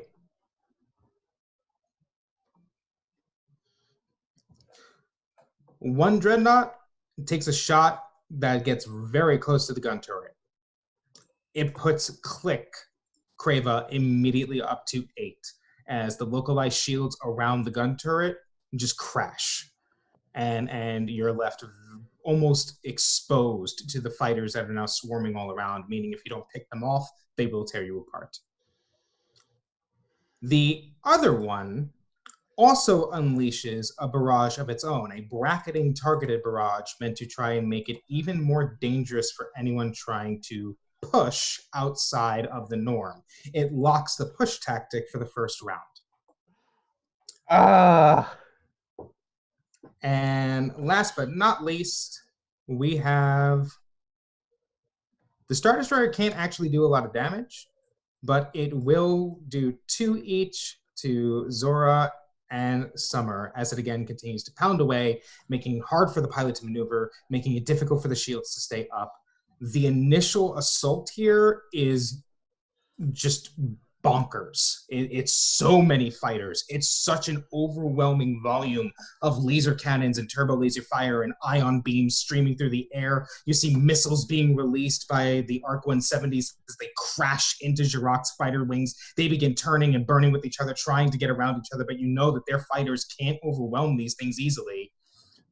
What does the crew do? Can I go first? Cool. I would like to take the ship and do some fucking evasive maneuvers. And because I can't push, I have nothing that can help me. I'm gonna go for just try and focus and be like, okay, I've been through worse. I think it's gonna be fine. Just there's a ton of asteroids here. I'm a better pilot than any of these assholes. And try and lead them on a interesting chase through the debris. So that is going to be 3d10 plus 2d6 plus nothing because I don't even have a break for this. Fuck! Do you have a passage? No! No. Okay, so then it's just a wash. Yeah. Okay, so tell me how it is a wash. You try and attempt a maneuver, but it doesn't go exactly in a way that helps you. It doesn't hurt you, but it doesn't help. Ironically, Summer is more used to like skin of her teeth, having to like slow down and think a little bit, I think messes with her mojo, and so she's not really able to do much. And that's fair in this situation. Again, it's an ambush at this point, and this is more fighters and more danger than any of you currently have faced behind the stick. The Empire is done playing games, essentially. So, who goes next? The Dark Horse is struggling to get through all this flak. Oni will go next, and I will use the compensate tactic. See if I can get some of that danger down.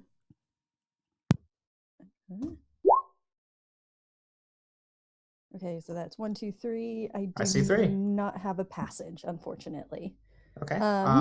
Do you happen to have a technique that would apply here? I do. I have precognition. Compensate tactic reduces danger of 2 allies instead of 1. Great. So who are the 2 allies that you drop? Okay. I'm so sorry. It's going to be Sable and Click for role-playing purposes, mostly. And I have a break for that, but I don't necessarily need it. And basically what I'm going to be doing is from down in engineering, Oni is deciding where the extra power is going to go or where these repairs are going to be done first. And she's like, shields and guns first. We need to take hits and we need to give them. Go. And sure enough, it helps balance out some of the reactor distribution within the Dark Horse. You can see that the ship is just venting heat at this point as you make sure that the reactor is smoothly transferring this power, especially because so many systems are demanding it at this point. Danger goes down. Who goes next? And remember, Jirok's fighter wing is in the area. You folks can still trigger Jirok to reduce danger by 3 on a roll or add 3 progress to a roll.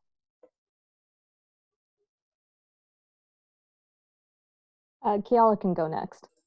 What does Kiala do? I'm going to use the focus under crew. I'm going to roll that first, because we all know how my dice like to mess with me.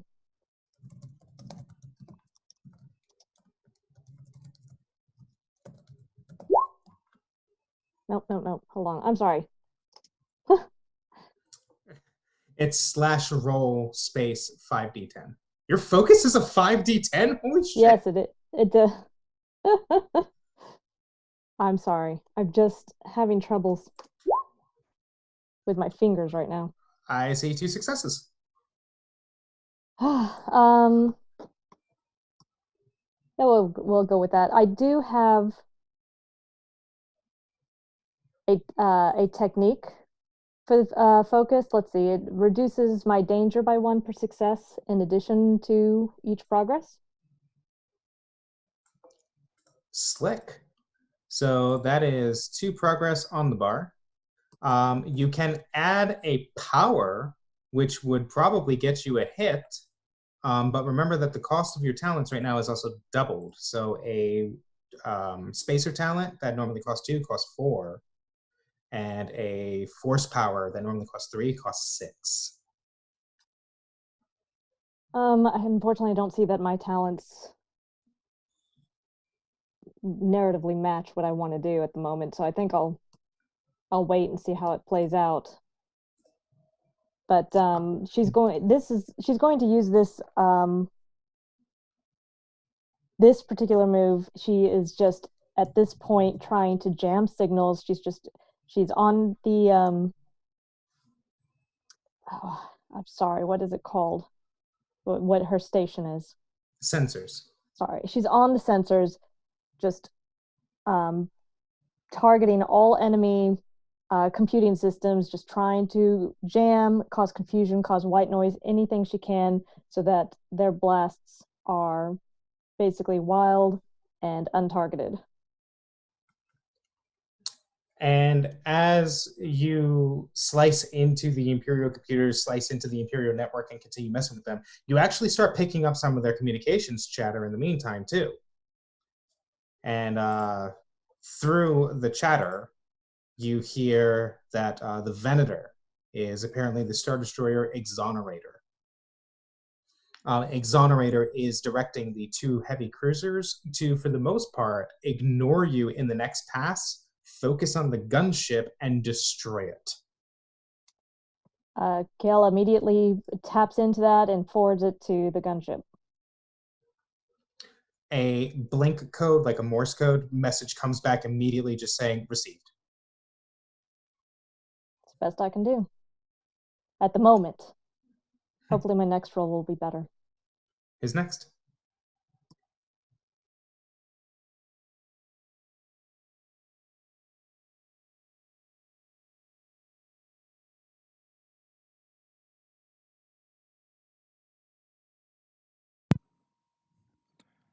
I suppose I'll go next. Okay. I think Creva, realizing that they're in deep shit and pretty much is going to target as many of the fighters as possible.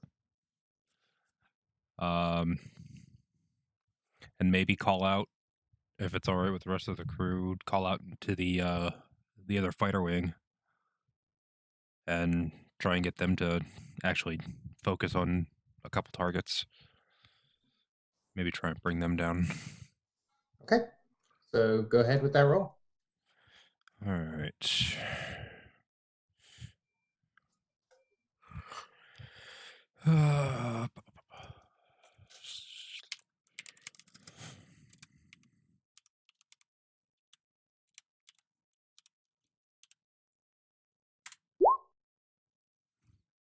Not bad. Do you have a passage? I do not, but You do not.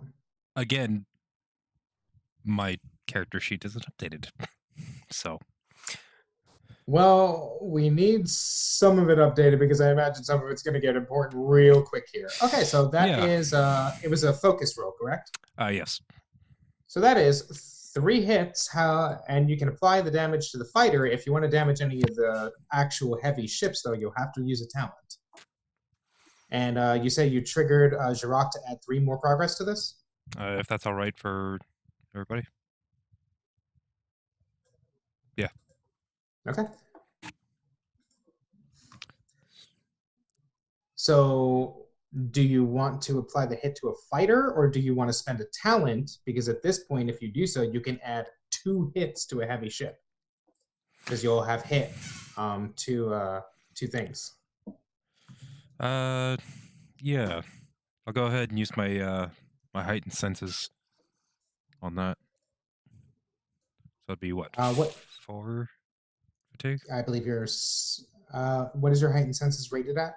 3. 3, 1, 2, 3. So that's 2 more hits, and wow, I can't English. Yes, it would cost you 4 fatigue, as Okay. it's now doubled. Where do you apply those hits? Ow. Right on the elbow. The elbow is not the name of one of these Imperial ships.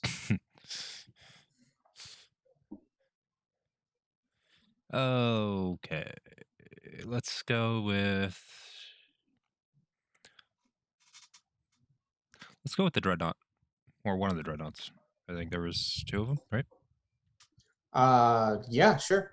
There's 2 dreadnought class cruisers, absolutely. So 2 solid hits to there. How do you land those hits? Working in concert with Jirok's fighters, what do you do? I come over to the comms, tell Jirok to kind of lead the fighters away a little bit to open up a space for me to fire. And I just happen to see one of the dreadnoughts coming kind of into view and just open up. Jirok dives his 2 squadrons into the center of the enemy V-wings, just chewing through them as much as their smaller ships possibly can. They manage to get a few of those 170s to pursue them too, and that allows you to get the angle you need to line up that shot. The local shields for the dreadnought on its port side drop as you pound into it, but otherwise it continues unabated. Zora, bring us home. What happens in the last bit of the round here? I am going to use my focus, but I'm going to roll first because I don't know. Last time I used roll 20, it didn't like me.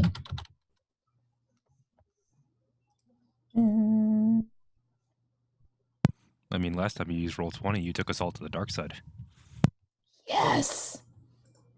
Wait, was that me? No, it wasn't. I think it was a combination of you and Summer. No, the light side loves me. Loves Zora. I keep rolling dark side very consistently. There's a message in there somewhere. I can't help it. Oh God, please say I typed this out right. I always have to double check.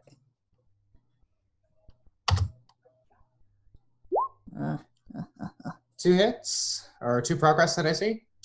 Would you Yeah, like to using focus. do you have the isolate technique? I do not. Okay. Would you like to spend a talent or a force power to push this over into being an actual hit? Everything is still doubled. Yes, costs are still doubled. As long as the Lancer is operational, this little 4-hit heavy ship here, it's all doubled. Until that is destroyed, it will remain doubled. Damn. Oof.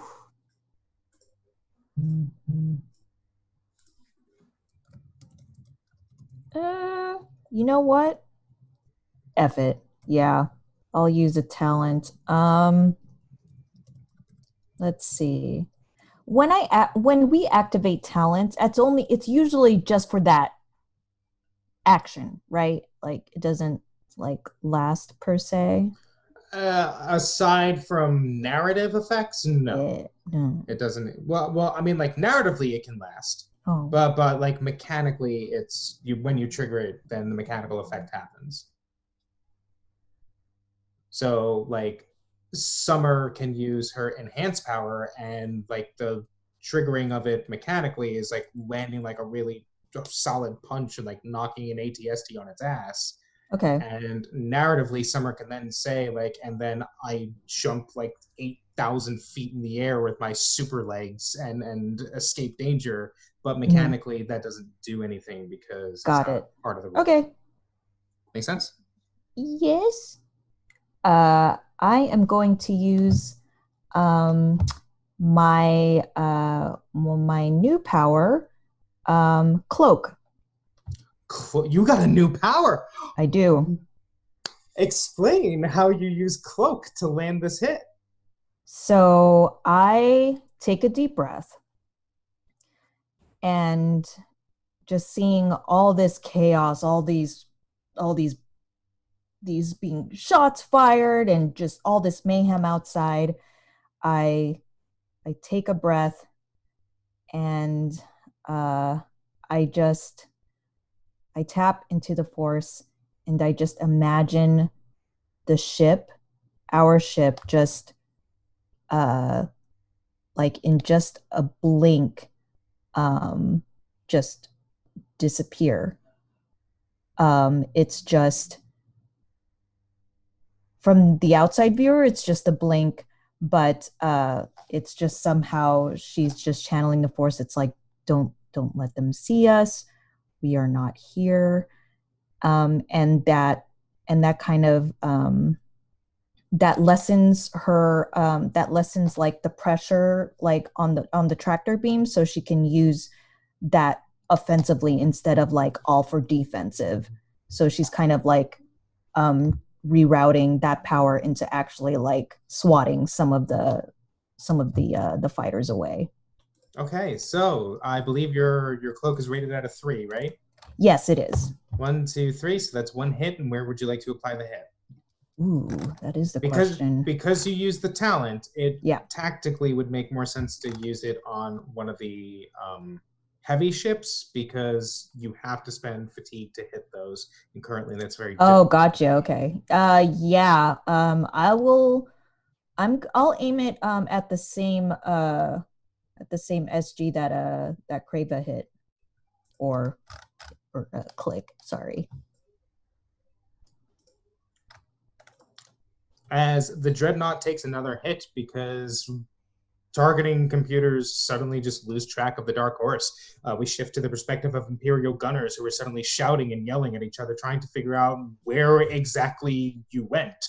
You even hear an officer remark that a ship that small couldn't possibly have a cloaking device.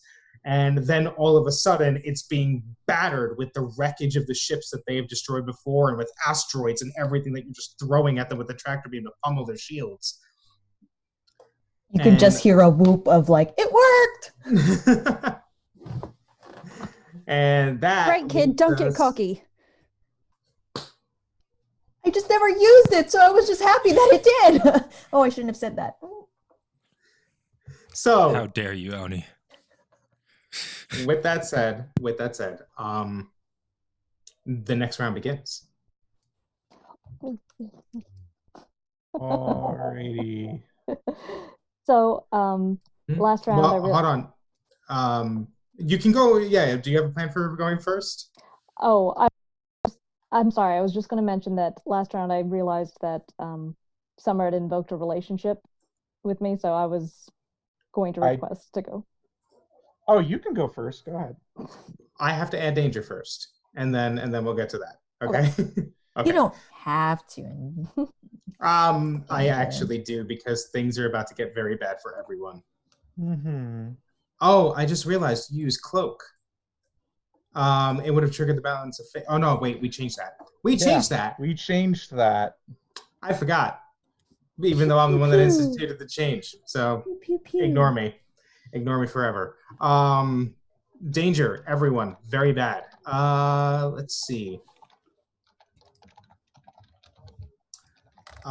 Currently, the carrier deploys yet another group of V-Wings, but they are not active for this round. Not yet, because they just got deployed. We are going to put Summer up by 3 as one of the gunboats engages. So let's see.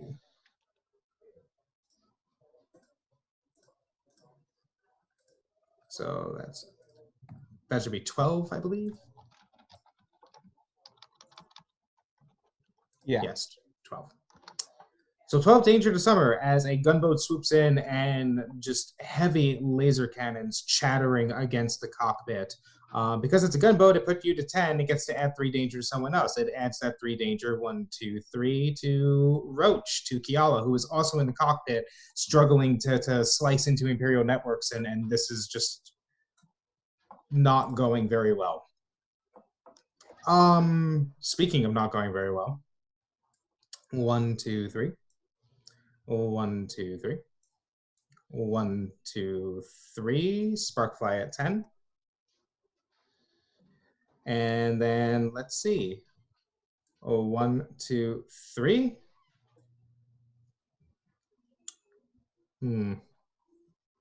How mean am I? I'm very mean, aren't I? Everyone's going up a ridiculous amount of danger this round. I'm so sorry.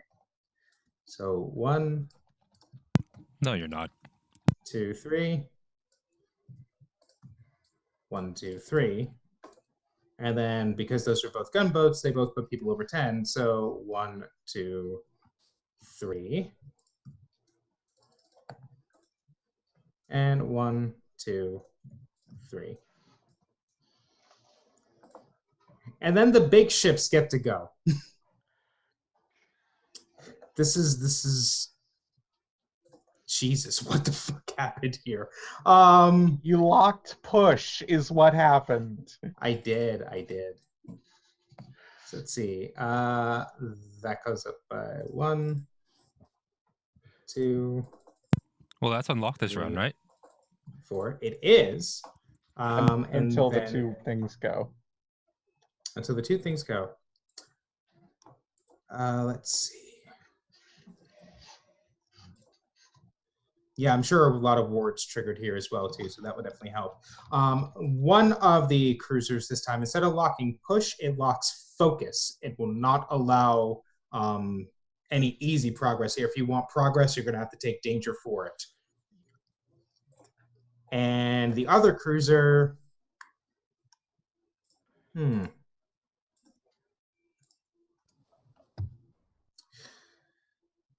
Kiala, how Jedi are you feeling tonight? Always. A Jedi's life is sacrifice, right? Thanks, honey. I'm asking, is it? Yes, it is. Okay, 20 danger. Awesome. As one of the shots from the dreadnought skims right by the cockpit, drops the shields in the local area, and a fire suddenly breaks out over the console. It begins exploding and shorting out everywhere around you. And it's very clear if you don't do something very quickly on your turn, it will just suddenly electrocute you and kill you. Not a good time to be Kiala. Not a good time to be any of you, really. And then I will be gentle to the last one, as the Star Destroyer only puts Summer and Creva up by 2. Oh, only. Oh, Only. I'm so blessed. Yes. So the new rule for the Balance of Fate, because we need to go over that because I forgot to bring that up. It still reduces danger by 7 when you trigger it, so that's very good. The other new thing is that now it's when you want to trigger it, you use a force power or a talent, either one, doesn't matter, and you pay 1 extra fatigue. The extra fatigue is the payment cost for triggering the Balance of Fate. We good? Quick question.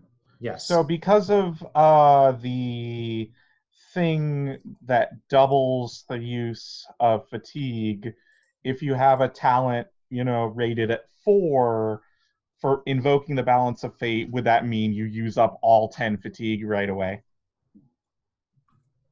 No, because the rating doesn't actually increase the cost. Okay. So you would use up 9 fatigue then. Okay.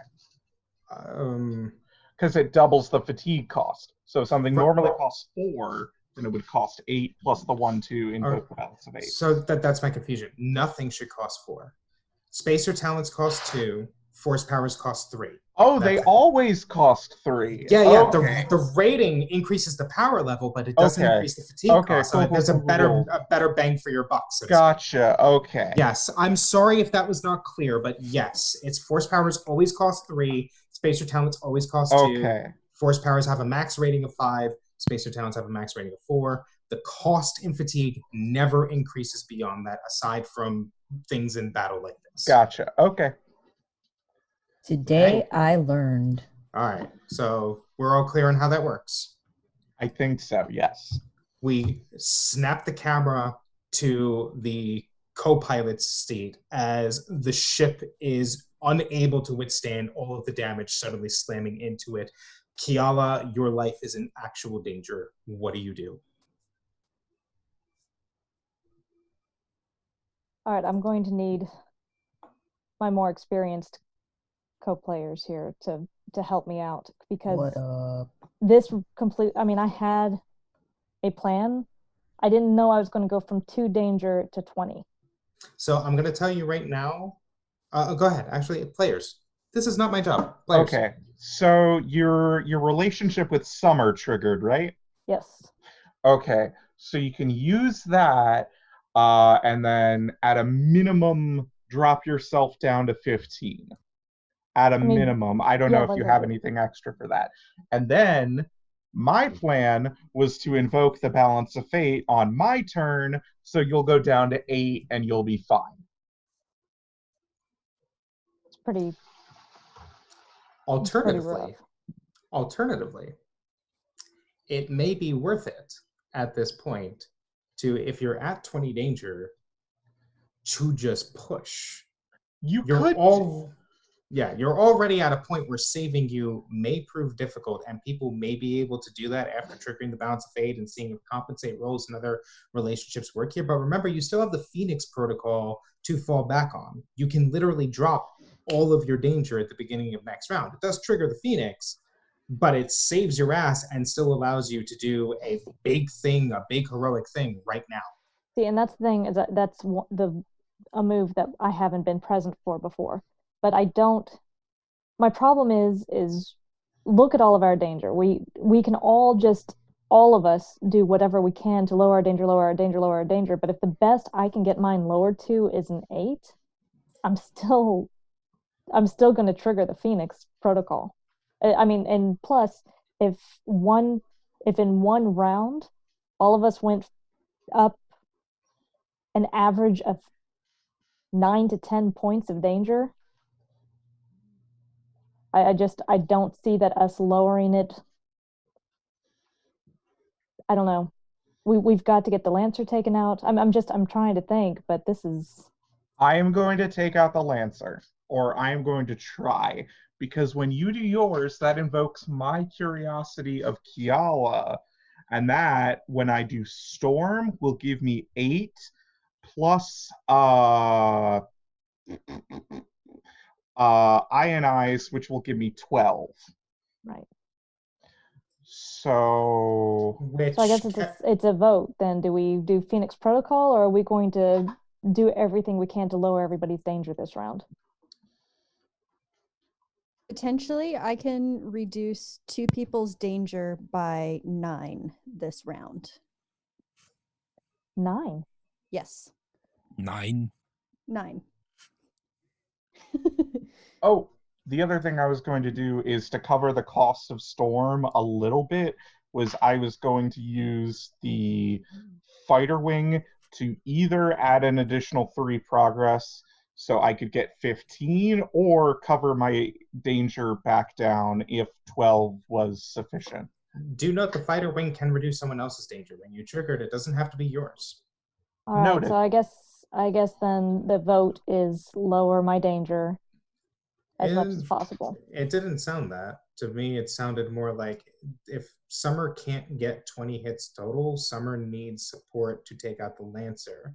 The two of you working in tandem with your relationships and push and power, each of you could land 2 hits on it. That's what I'm saying. I'm going to trigger the Phoenix Protocol if I push.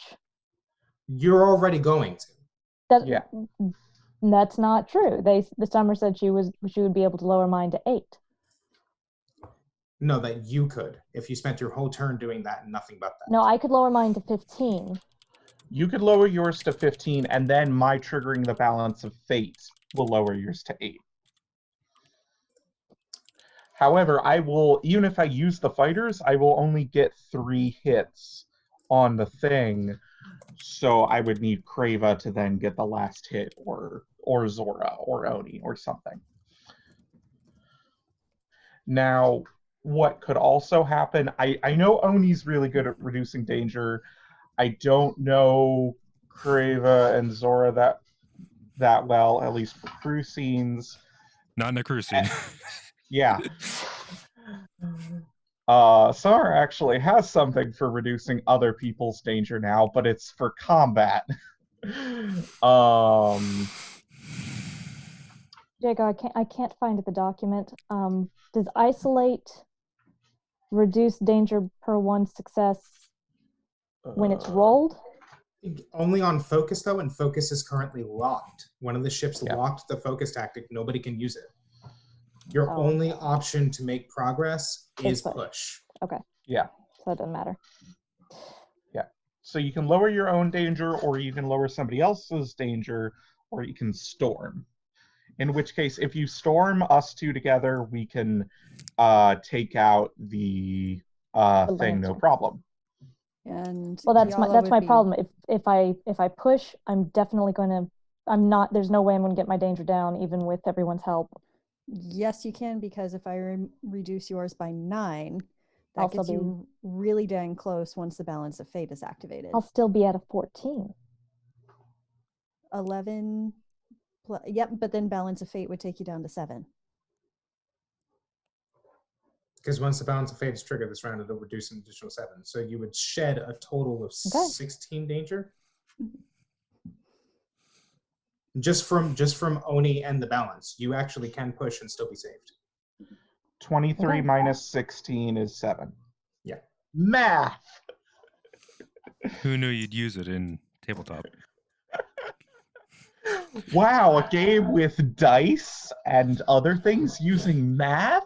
Never would have guessed. Yeah. Those I do cocky not math mean rocks. Yeah, I do not mean to guide actions, but I will point out that Lancer is probably currently the biggest threat on the board, just because eventually everyone will be tapped to fatigue if it's not removed. It does need to be destroyed. I know, and that was my intent from the beginning. But unfortunately, my first roll I couldn't get a hit, and then I got 18 danger in 1 round. So You can still be saved, and this is Star Wars. We do it for the drama. I mean, Also, as someone else who is technically gone to the Phoenix Protocol, it is not the end of the world, and I think the clarification is if the Phoenix Protocol activates, your danger goes to 0, or am I wrong? no, that's right. But that's what I was asking is which strategy that's why I was asking the players, which strategy do you want to take the risk on? Trying to get all of our danger down, or let's push it hard and see what happens? I think we were going, it seemed like I will play off whatever you choose to do. I am planning on getting as many hits on the thing if I can. I am confident we can get you down either way, if you want to storm or the other one. We'll give it a try. We'll see what happens. Alrighty. Then in that case, I will invoke my relationship with Summer as a comrade for push, for a total of 8 successes and 8 danger. not 8 danger, not 8 danger. No, I meant 8 danger, 3 danger. 3 danger. 1, 2, 3, 4, 5. 1, 2, 3. So that's already 1 hit, and then any talent or power will get you a 2nd hit.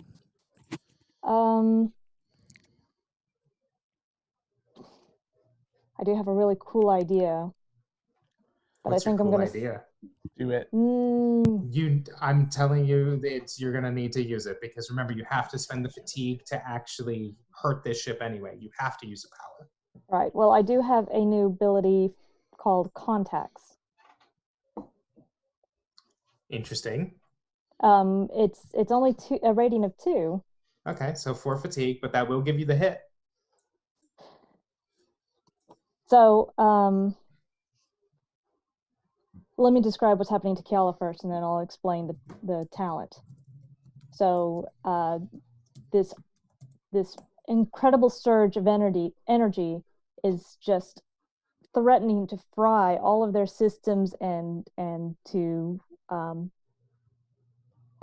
pummel Kiala, and she feels it coming. She feels the build, and it's like time is slowing down for her as she feels it coming, and she's like, not today.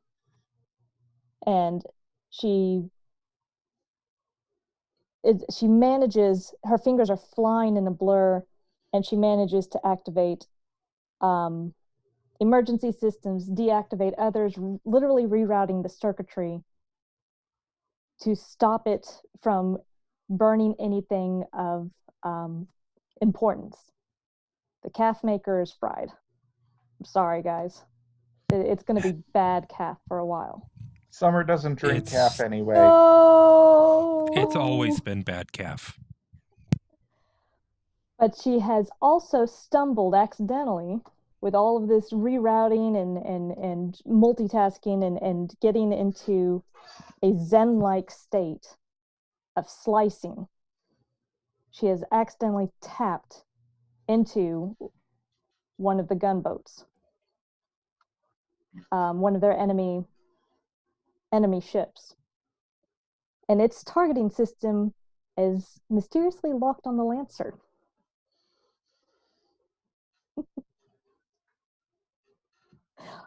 All systems fire. And because you are still tapped into Imperial communications, all of a sudden through the commo, you are able to hear just back and forth as they're calling each other, Hammer 3, what's wrong? You've broken off your attack maneuver. And Hammer 3 is responding, I'm not exactly sure. The ship seems to be flying itself. Our targeting computer is... Wait, no. It's arming torpedoes. What?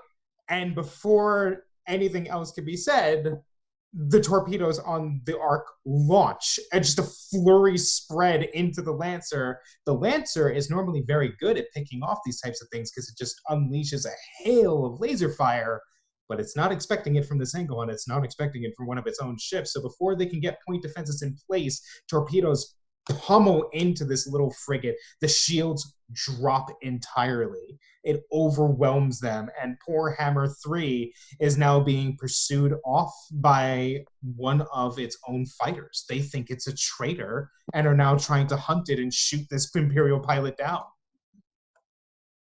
But that is 2 hits. The Lancer is exposed at this point. Yes, Kiel? I haven't explained my talent yet. You haven't. Contacts. What's up with that? So while all of this explosiveness is going on, it's almost drowned out. But just over the comms, Summer and Kiala can hear a voice speaking Huttese. And Kiala immediately slams on the comm and responds in like. And a ship that is marked with Rhodian ID signals suddenly flies out of hyperspace and enters the fight. It's just a small freighter, something a smuggler might use, but it happened to be in the area. Contacts. You literally called in aid. I like that. That's fucking cool. Yeah, sure. It's this ship now goes in and begins to tangle with the Imperial TIE fighters, begins to draw off more fire, begins to draw the Empire into now, through the commo chatter, you're now wondering that, or you're now listening to the Empire wonder, like, wait, where did they get reinforcements from? I thought our other forces in this sector were supposed to have those smugglers locked down. And they're responding like, but it doesn't have Black William markings. Where did this ship come from? But that brings us to... Who goes next? Summer's going to go next. I have a very specific thing. But first, is there still exposed wiring in the cockpit? We'll say that there is. Kiala is able to not die from it just yet, but yeah, the console is exploding. Good. No. It's okay. Other things are going to explode. not inside the Dark Horse, to be clear. I am going to invoke Kiala as a curiosity. Just that was something. I got a little something too, and I am going to blitz the little Ford hit ship down here. This one, I forget if it had a name or not. And it is a Lancer class, Lancer. and it is ID'd as His Imperial Majesty's ship Jailer. Jailer, yeah, this is gonna be a bad day for jailers. Just as we get close, Summer sticks her hand in the exposed wiring and uses Ionize to push her lightning through the ship and make an EMP.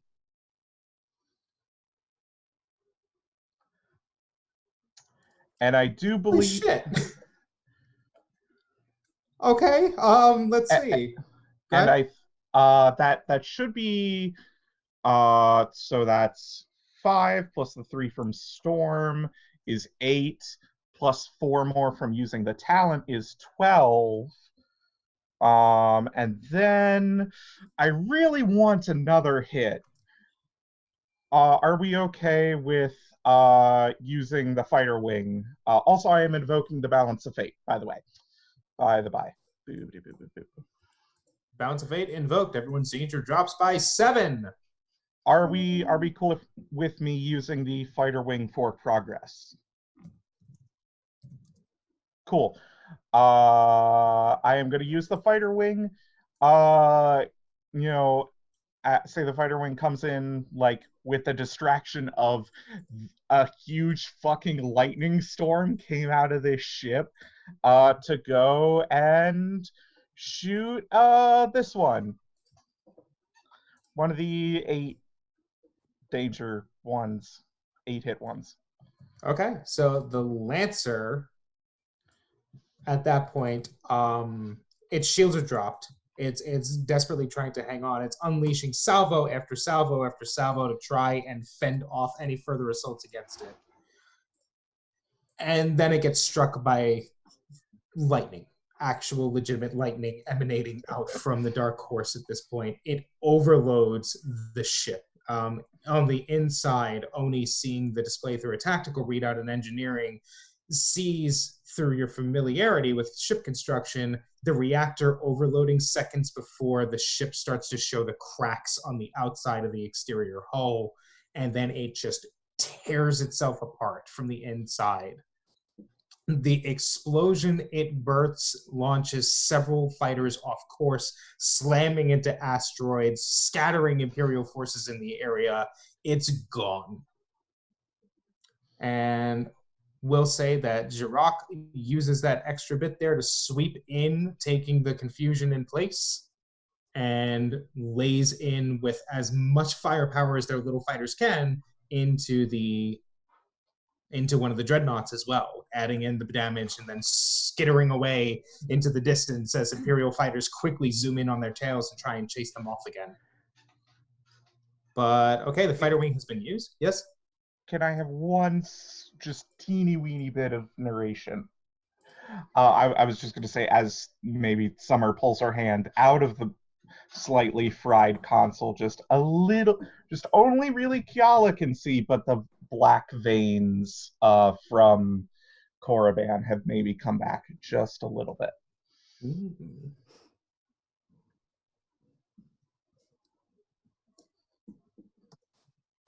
Noted. I don't know, I think it's fun.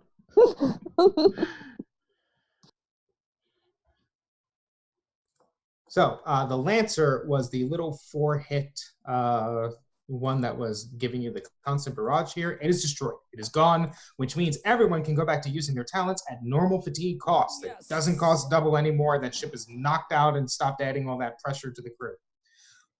With that, you still have half of a dreadnought to kill, one of these SGs. There's another dreadnought at full health. There is a Star Destroyer, and there is a shit ton of fighters at this point. But I got to continue dropping everyone's danger. I didn't drop everyone's danger all the way. Silly me. I was just about to remind you of that in the Zoom chat. Yeah, no, it's important. Because that got a little scary for a moment. And 6. It's still scary, to be honest. It is. It is, isn't it? Just a little bit. Just a little bit. So, with that said, who would like to go next? Oni will go next with Compensate because her ship nearly just blew up. The ship that she is an engineer on, not the ship that she has ownership of. And her relationship with Zora as a ward has triggered, and in addition, she would like to use Alter Environment, her force power, with the Compensate tactic. Alter Environment is rated as a 4, so the 5 successes plus Alter Environment is 9 successes, so it will drop Kiala, first of all, by 9. And then everyone else is actually down below 9, but I'm still going to do that anyway. And the other person I'll drop is Valkyrie, knowing that if push is not locked, she's going to throw herself into danger immediately next round. And I think what she does is, after seeing the reactor nearly explode, it's like a antimatter reactor. Yes, more or less. They're called I believe it's like matter annihilation reactors or something like that. Yes, that's exactly what it is. Okay. She is going. Okay, Ulfric is a deep nerd, so this is how I want to flavor it. She is going to try and protect her crewmates by the reactor itself nearly blew. So what she is going to do is transform as much matter as might have leaked in there into antimatter, so that the reaction happens immediately and they get a little burst of power out of it. And also Oni has time to like slap vacuum stickers on it so that hopefully that doesn't keep happening. And she's going to shout up to the cockpit, "Please stop blowing up the ship." I am not trying to blow up our ship. I'm trying to blow up their ships. Your aim sucks. It's hard to aim lightning. It arcs. That was a horrible pun. Wait, it was a pun?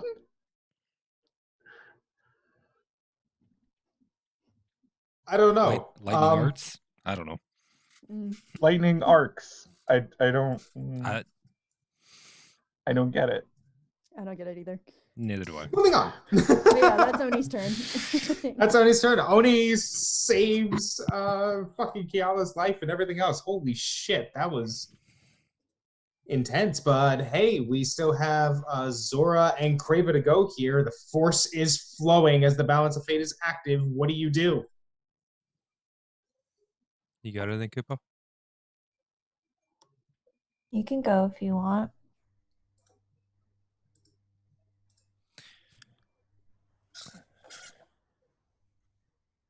All right.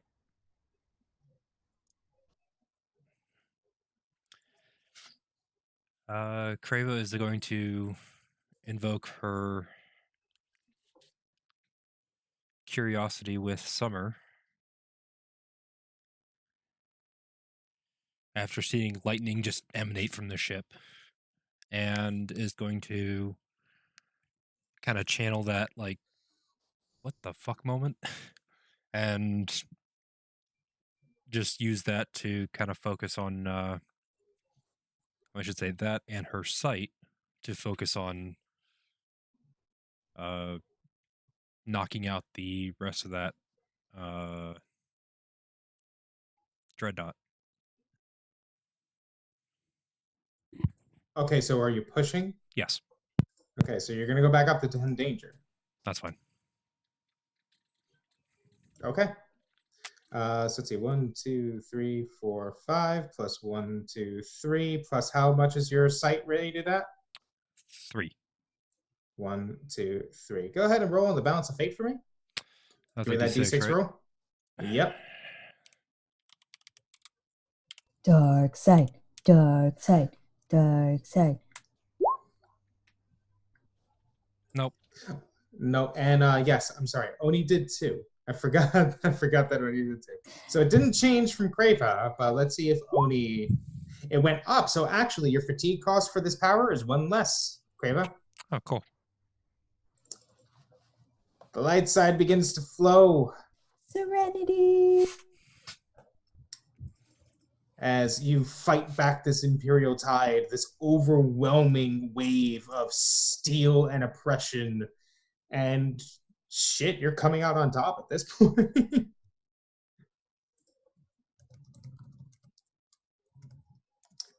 So let's see.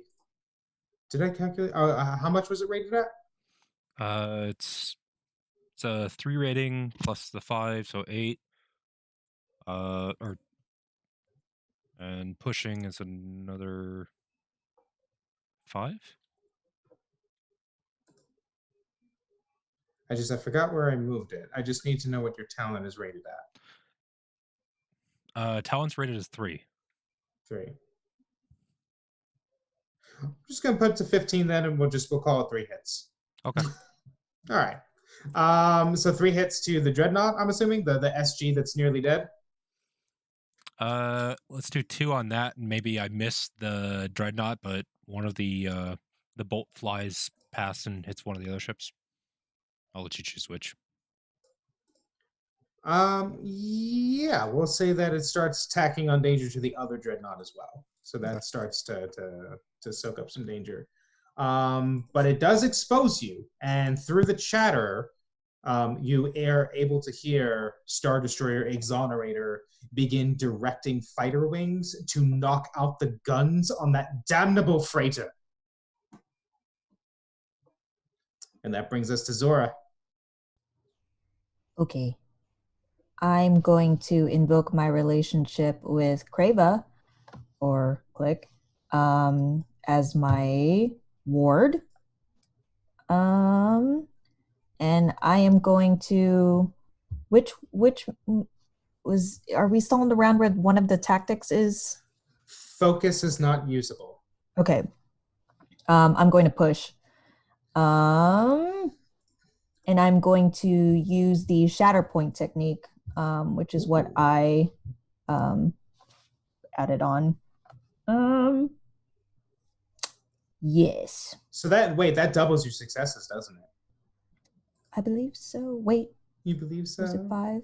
And then with my technique, push. Yeah, it would also be 5. Yes. Plus 3, 1, 2, 3. Do you want to throw a force power in there or just get 3 hits? Do you want to do that, Zora? Wait, hold on. Let me see. Oh. Ooh. Which one would I use though? Ooh.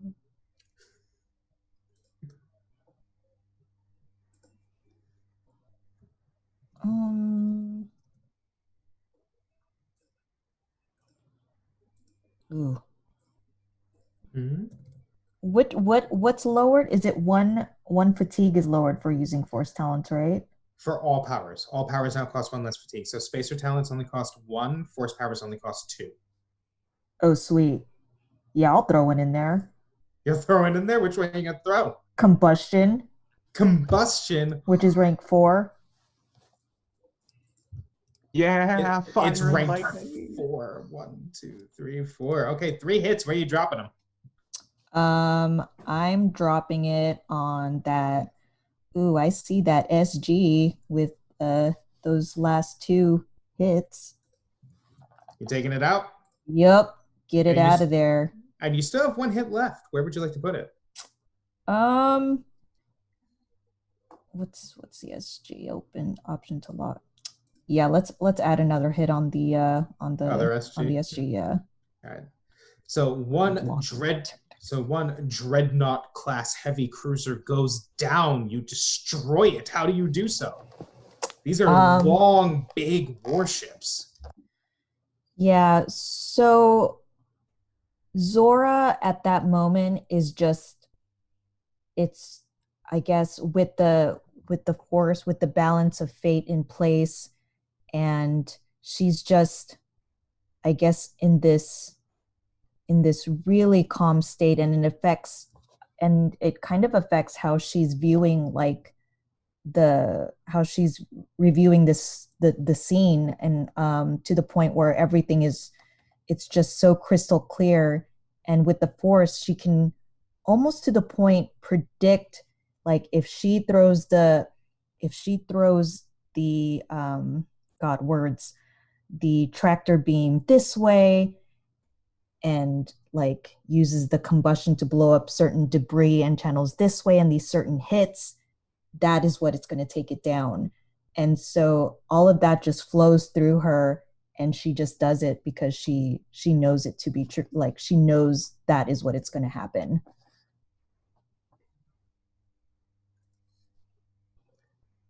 Over the commo, you hear, "This is Heavy Cruiser Vanquisher. We can't maintain our hull. It's ripping apart here. Exonerator, we need support." And it cuts out immediately as the debris, the explosions, the laser fire, the everything. Dreadnought's helm is just crushed in at the top as an asteroid collides into an unshielded portion. It puts a huge dent in the ship that sends it flying end over end into one of the ships that this cruiser probably destroyed during that last convoy haul, and that ship's hull just cuts it in half and leaves it adrift like it has left many more rebel ships. It is dead in the water and no longer a threat. With that, you do have to roll for the balance of fate. Holy shit, really? Serenity! So, Of course. Hey, Zora. yay. As expected of Zora to roll a goddamn on the light Well, side. I mean, you were describing some like real heavy light side stuff, which is like super cool. So the ultimate step, Serenity, it doesn't reduce your danger anymore. However, it does instantly drop everyone's fatigue by 5 immediately. Everyone refreshes 5 fatigue, which I'm sure right Lord. now, Yeah, I'm sure mine is right pretty high. now, yeah, God. it's like a saving grace rate. Ooh. So 2 ships destroyed in 1 round. Holy shit, fam. I love relationships. Feelings! Feelings are how we do. So with that said, however, one of our crewmates was not able to get their danger below 10 before the end of this. So Crava actually has to use the Phoenix protocol. Crave, I'm sorry. Crava, you do something desperate in order to save yourself from certain death. What is the certain death that's about to hit you, and how do you save yourself to drop all of your danger? Wait, didn't that just drop us by 5? No, fatigue. It dropped your fatigue, Fatigue. by 5. God damn. Not your danger. You still have to Phoenix.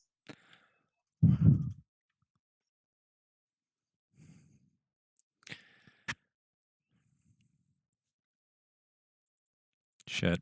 I can't even think of anything right now, to be honest. Well, before we do that, I don't see that the fighter wing has been used.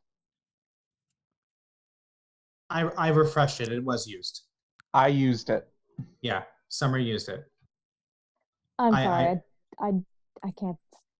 No worries. I refreshed it for the beginning of the round. That's what you're noticing.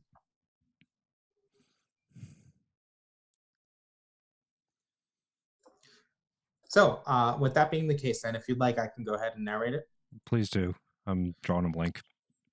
So, within this, it's almost a level of forced exhaustion. You see these fighters coming in at this point, and a salvo of concussion missiles heading for the ventral turret of the Dark Horse. They are taking their orders seriously. They've been told, knock out the gun turret. They are planning to do so. Time slows to a crawl. as all of your focus, all of your energy, all of your everything is on taking out these missiles before they can hit the ship. And you do it. Creva, through the will of the Force itself, through such enhanced perception that is beyond mortal ken, you zero in on every single ordnance and knock it off course, tear it apart, blow up its fuel tanks, destroy its warheads before it gets close, save one. One gets so close to the ship that the only thing that you could do at that point is just throw your hands out to protect yourself.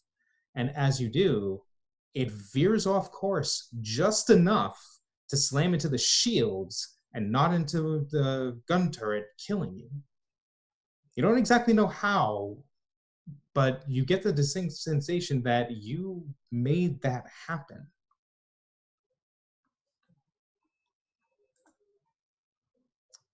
You're alive, but it's very clear the damage to the ship is severe on the ventral part. So, it's danger time, my favorite time. However, it's not just danger time, because as part of this, you get a communication in from the new freighter that Kiala managed to pull in.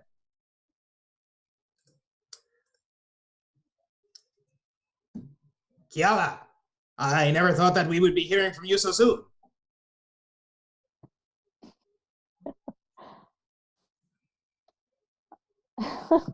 I didn't even know you were in the area. What are you doing? Didn't you know that this area was all, crawling with Imperials? You think Black Sun gives a damn about Imperials when there's guns to be run through this area?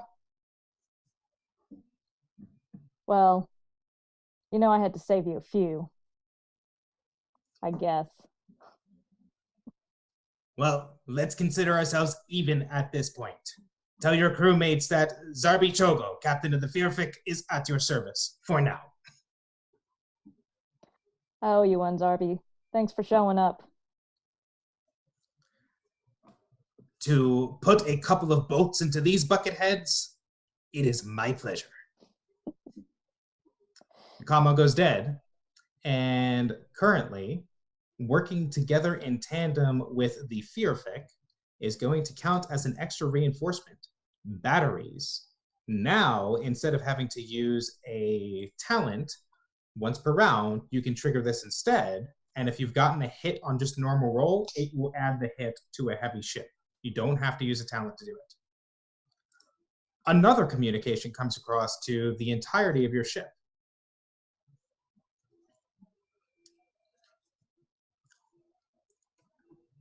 English, sorry. Dark Horse, this is Commodore Badovka. We're still working on getting our power systems in line. However, we were able to use the deflector shields, what little power is left, in order to essentially bounce ourselves off of one of the asteroids over here. I have managed a small amount of maneuvering power to make sure that the Kopichuk is facing their heavier ships. We do not need enough power. We do not need much power to launch a torpedo salvo at one of them. It's about as much as we can give you now until we can get the rest of our weapons online. However, let us know when you're ready, and I will trigger the command. All right, I'll take what I can get. You have a one-use option of the main gun reinforcement. When you call for it, you can add 2 hits to any heavy vessel. Straight up 2 hits. Not to progress, not to anything, it's just hits. As you tell the Kopichuk to unleash its ordnance bays. So, with that in mind, danger. Lots of it. Because we still have quite a bit of things here. They're done locking tactics. They're pissed. They're not playing around. Summer goes back up to 8, as the Dreadnought is just not fucking having that. Figures. We'll say that the Venator uses its ordnance to continue to add more fire onto our poor gunner here as click goes up by 4. It releases yet another fighter, which cannot act this round. However, they are starting to add up. There is lots and lots and lots of them. So let's see. That's 9, 12.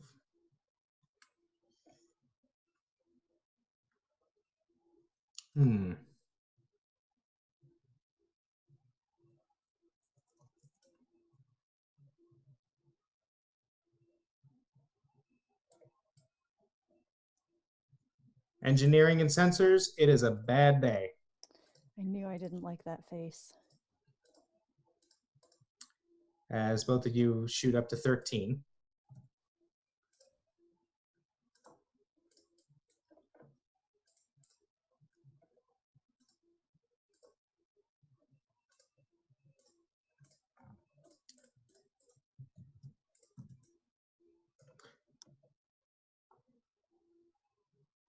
And then let's see what the others do.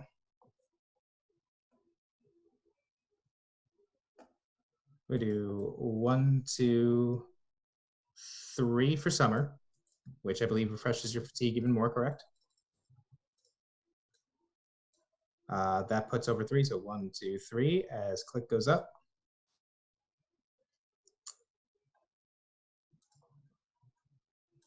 One, 2, 3, and then that puts 1, 2, 3. Danger is still high at this point, as these fighter swarms are becoming unmanageable.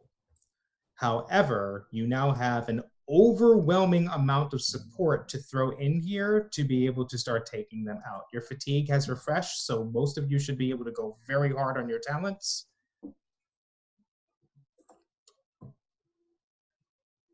Take it away, crew.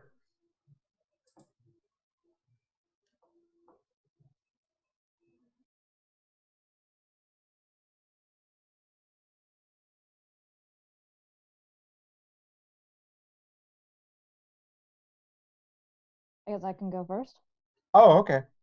unless somebody else wanted to go. I was gonna go, but if you want to go, that's totally fine. No, you said I saw that in the chat. You said you knew what you were going to do. So. I had a plan. I thought I would have another relationship to trigger. I don't, but it's still fine because I have a fun little thing that I can still do. So yeah, I would like to push. And so this is going to be, I go up to 15, I think. 14. Oh, you were okay, at cool. You were at 11. 10 plus 2, 6. Oh. Okay, I have 1 break. So it converts, 1 cancels it, it leaves behind 1 success and the 3. So that's 4. 1, 2, 3, 4.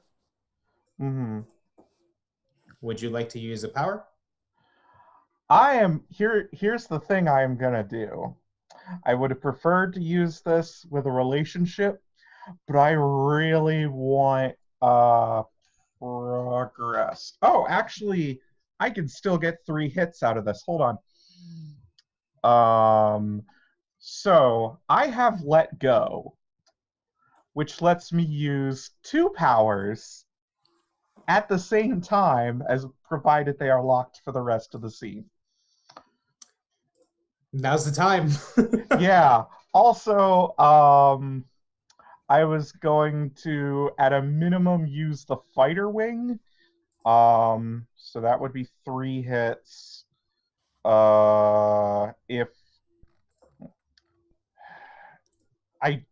If I use the main gun, I can put the other talent locker / big shooty dreadnought at 7.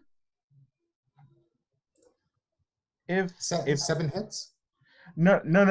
I can put it at 7 out of the 8. No, it's not 7 hits. Well, yeah, that's what I meant. 7. So it would be 5 hits total, because the 3 hits from using the original 1 success plus 8 more progress from using 2 ranked 4 powers, and then also using the fighters to get 3 hits total. Yeah. So what two powers do you use, and how do they work? I am going to use healing and ionized. Going for, again, the riskiness of the same thing I used on the jailer, but, again, like, just trying desperately to assert my will over the Force and over my goddamn ship. And just, I think Summer, through the Force, either maybe tactically deflects some fire away, or who knows, maybe the metal knits itself back together a little bit.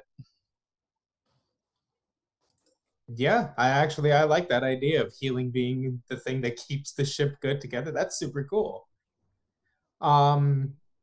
With that said, you said that you would get 7 hits. Were you triggering the main No. gun too? I didn't say I would get 7 hits. I was saying I'm saying up to 7. However, the calculation is I was asking the group if using the main gun thing was okay. Are we good with that, or what are we feeling? Yeah, I'm good with going as hard and fast as we can. Okay, yeah. Commander General, what's his face? Shoot the torpedoes.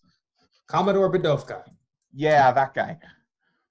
And Commodore Bedovka does so from the prow of the Kopichuk. You see just an unholy amount of torpedoes suddenly racing out of this gunship. It's very, very clear that CR-90s are made for blockade running. They're made for being light and fast. These are made for war. And it's apparent as these torpedoes slam into this significantly larger ship. The Dreadnought has at least 200, if not 300 meters on the length of this tiny gunship. And yet the amount of firepower it has just put out would put some Imperial warships to shame. The shields crash. You actually see some of the torpedoes shear into the engines. The Dreadnought begins losing maneuverability. It's completely ripped apart on its on the aft port side. It's barely a hulk of twisted Durasteel at this point, still desperately unleashing salvos, but it won't hold on for much longer. It is nearly dead. Shit, that was a fucking cool round. Yep, and now I can't use lightning or healing for the rest of this scene. Just the black veins completely go up Summer's right arm. Yeah. Once again, the commos go through as all of you hear. This is Dreadnought Subjugator, exonerated without support. We will not last long out here. Why are these rebels tearing into us like this? And Exonerator takes a moment to respond, but the communication you get back is, Subjugator, we will not be able to grant you support. Imperial Command is saying that this ship is needed for the rest of the Rylith campaign. And they cut off communications.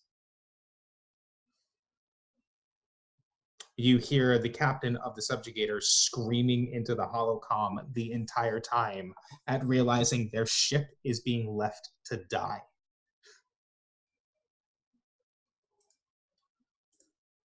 Who goes next?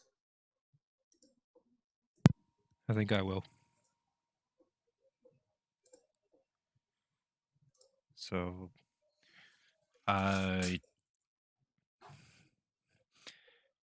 was essentially kind of shell-shocked at just what happened in the last, few seconds, minutes, however long it's been. So, would you guys be all right if I used the batteries?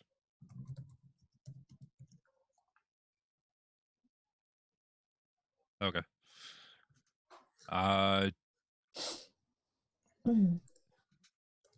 Crava is going to activate her curiosity? Or no, sorry. Her ward relationship with Oni. Thinking that she's probably running around in engineering right now, just completely overwhelmed.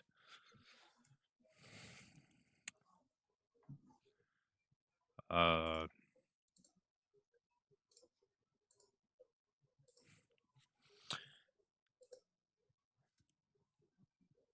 but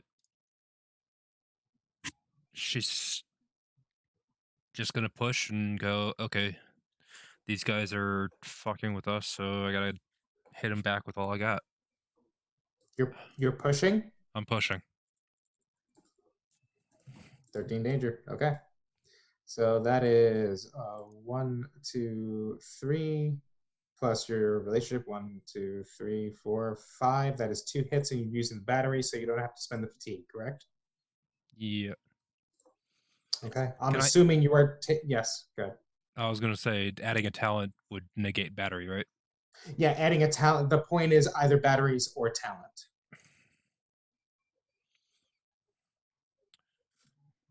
So we can take the batteries back, and you can add the talent instead if that'll get you 3 hits or something. Nah. I can't make it to the next anyway. Okay. All right, so that's 2 hits, right? Yep. So I'm assuming you're taking out the dreadnought, and where would you like the other hit? On the Star Destroyer. Oh shit. All right. We're going for the big guns. Yep.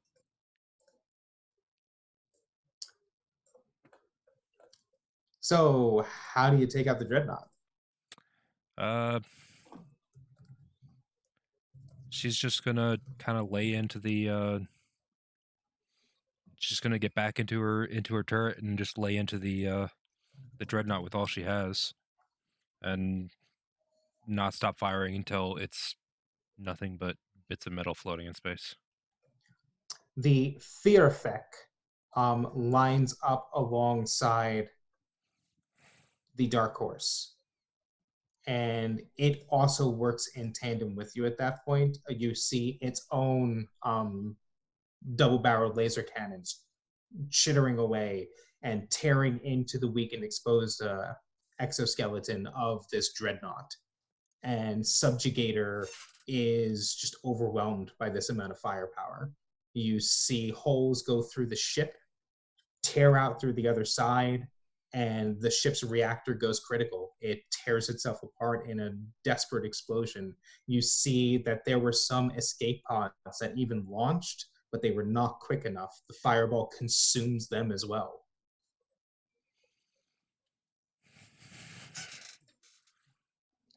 So that's 3 heavy ships down now.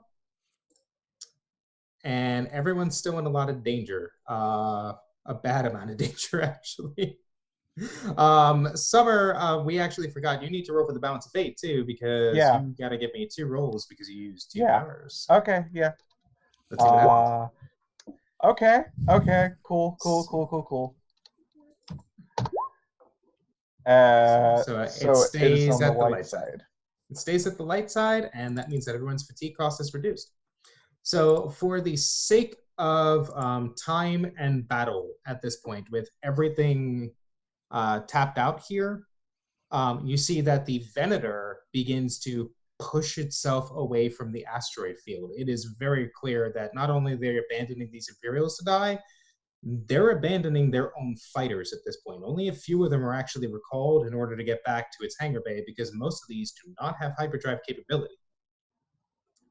So the Star Destroyer in this case is off the table. It is fleeing from the fight. It has decided that this is not winnable. It is not worth the expenditure at this point. They will deal with you later.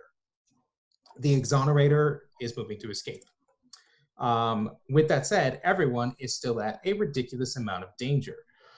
So instead of treating this as needing to take out the rest of these fighters, instead we're going to treat it as simply the rest of the round is narratively use the mechanics, everything like that, but we need to get everyone's danger down, because if we don't, other people will have to Phoenix. There are still fighters in the area. There's still a war going on here. Jirok and his fighter crew are still fighting alongside. The Fear Fic is doing everything it can to help you folks out, but you're kind of on your own because all those resources have been used.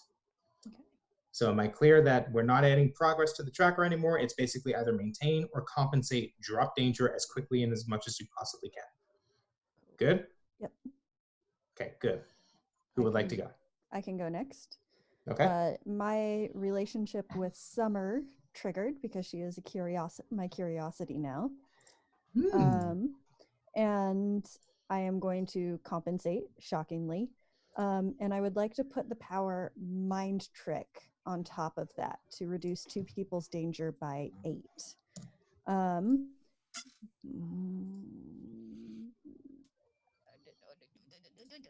Okay, it'll be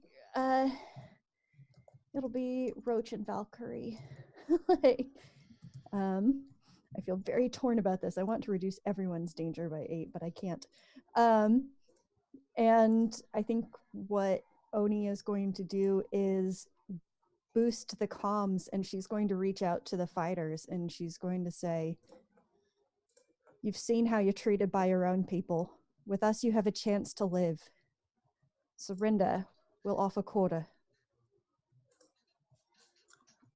Interesting.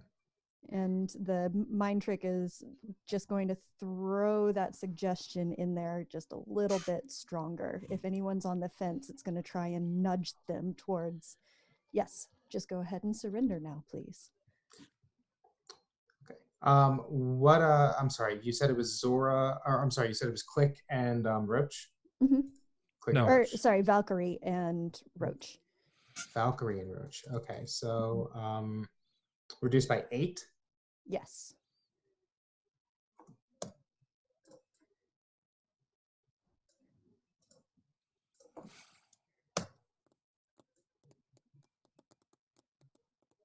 Cool. So with that, And I need to roll. yeah, you need to roll for the balance of fate.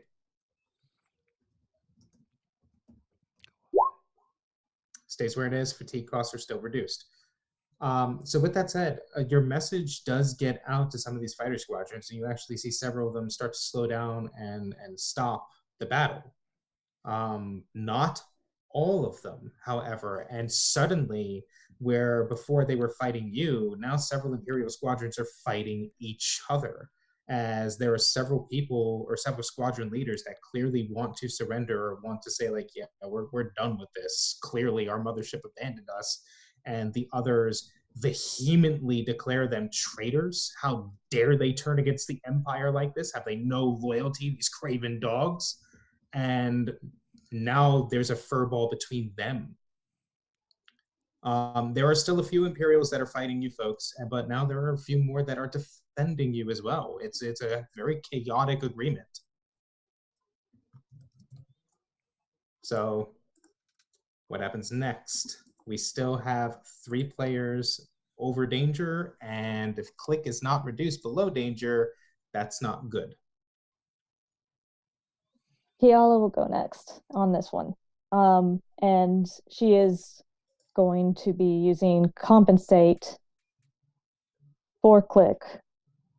And I will be invoking Kiala's relationship with Creva. Which is what? Which is also curiosity. It was a couple of rounds ago when Creva used a relationship.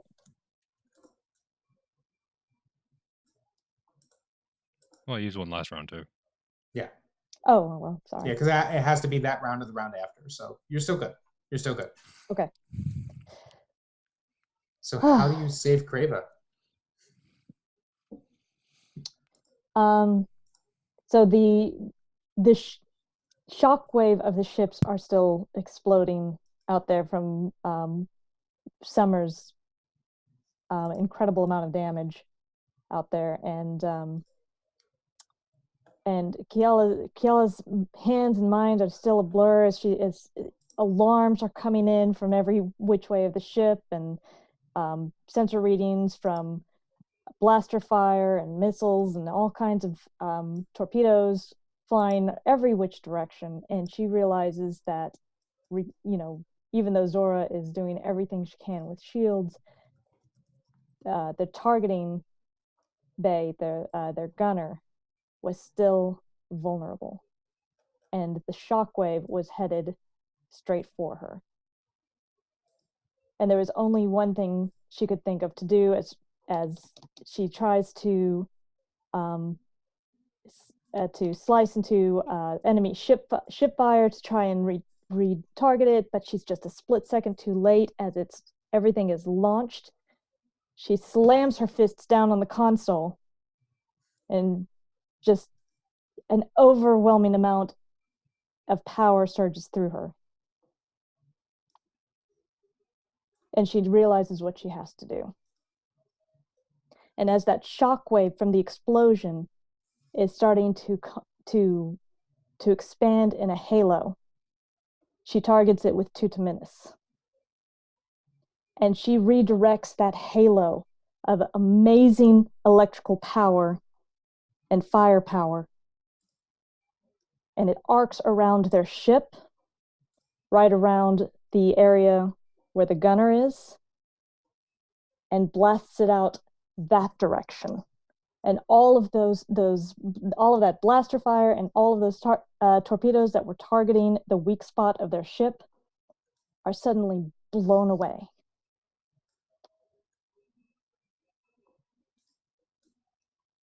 Holy shit.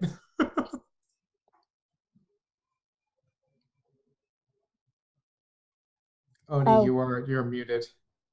Oni, you're muted. Oh, that was clever too. Down in engineering, you hear Oni go, "That's how you don't blow up a ship."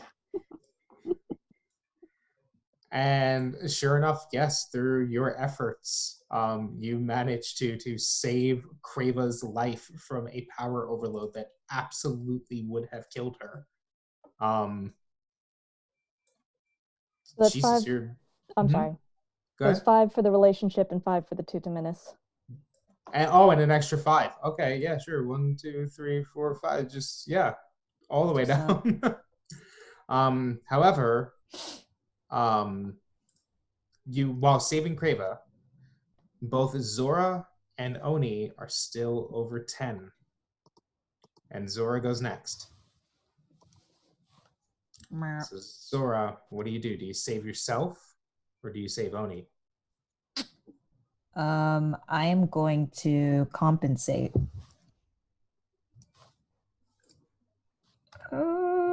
Yeah. I wish I had more relationships triggered. No.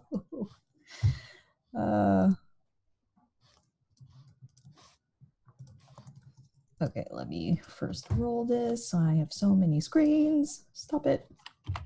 Do you have no relationships ready for this? No, I don't. So I'm just gonna. I just saw the screen, fled like a coward. Oh, that's so good. What is it? 3? Okay.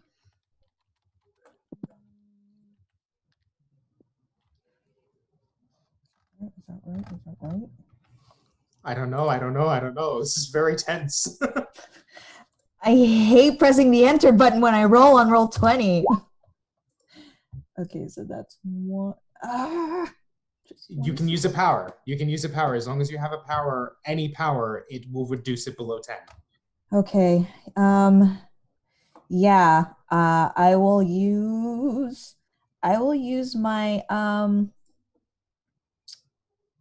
I think I'll just use telepathy, which is a rating of 3, and it's just in addition to kind of diverting like kind of lessening the load of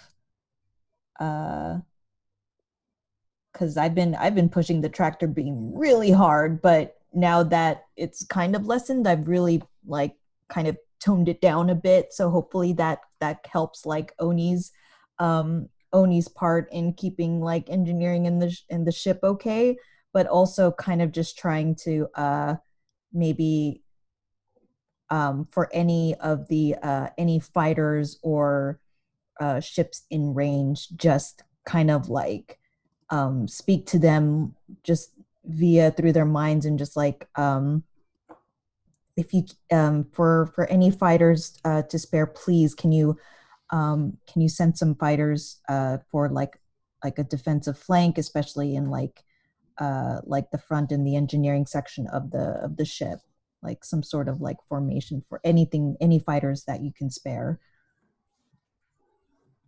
And sure enough, they do. They're able to divert 5 to sweep in front of the Dark Horse and cover it as best as they possibly can at this point. Fending off the Imperial attacks is getting somewhat easier because they've been thrown into such disarray now that that energy is projecting out of the Dark Horse, where you even hear over the commo chatter that some of the still Imperial aligned fighters think that you have some sort of super weapon aboard. It's the only thing that explains the lightning and the fire and the everything else that's terrible that just keeps coming out of this ship.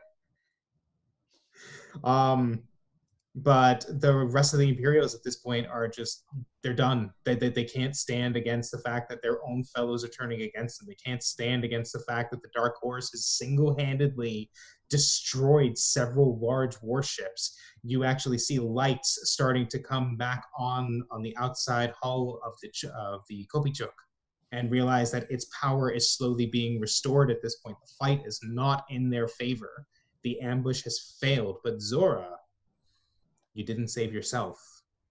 So what happens? Why do you have to Phoenix Protocol, and what does it look like? Oh boy.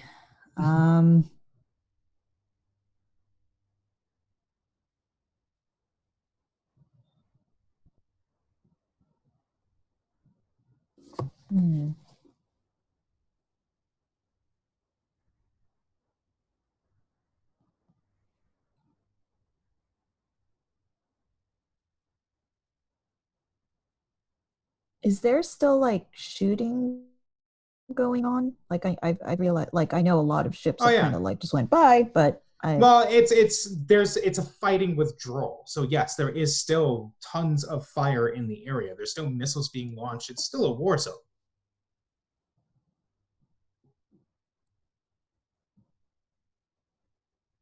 And just to understand the Phoenix Protocol, this affects me like physically as well, or like,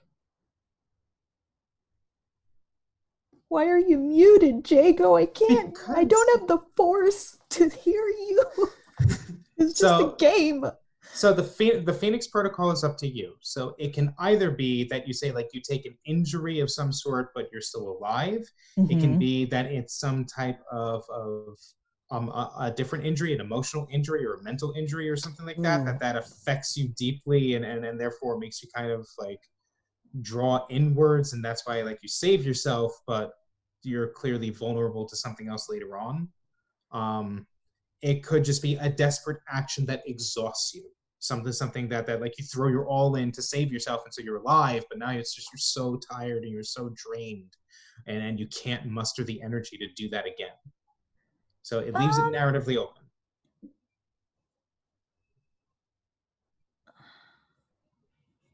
I think this is like the most time Zora has ever used her powers, and used it in like such a short amount of time. And I think she was giving it her all. And in addition to like her training prior to this mission, that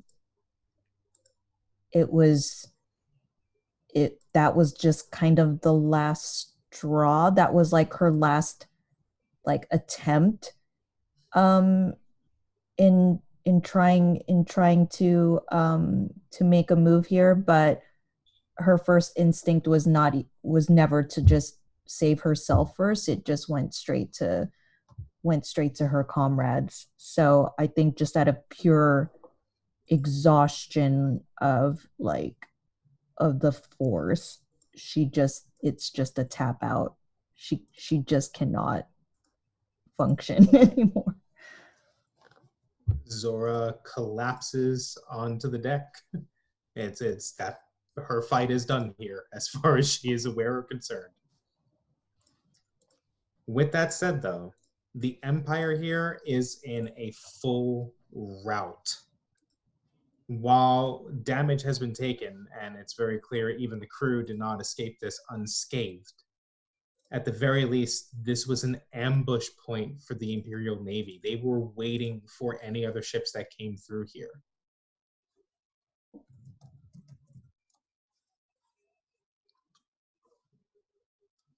it is at that moment that out of hyperspace comes the rest of the Black Belier convoy. If it had taken even a second longer, these supplies would have been attacked by the Empire. No aid whatsoever would have ever reached Rylith. They immediately begin contacting out to try and reach the Dark Horse, to try and reach the Kopichuk, trying to see if you folks are still even alive. And when you respond in kind, there is a palpable wave of relief that sweeps through this little pirate smuggler fleet. Disaster has been averted here, but if this was the picket fleet of the Empire, it speaks volumes of what awaits at Rylith.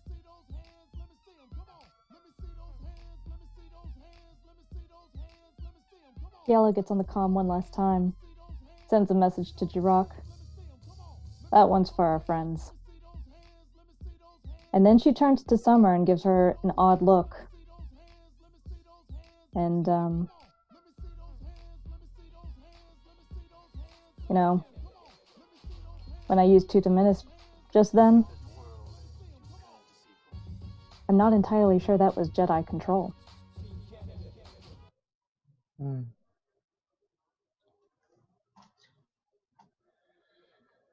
Well, that is something. Ow, my arm hurts. Fuck. That is so fitting. Yeah, all of you were certainly carrying some bruises, some banged ups, and this was a bumpy ride, for sure. But with that, the convoy forms up alongside the Black Belier.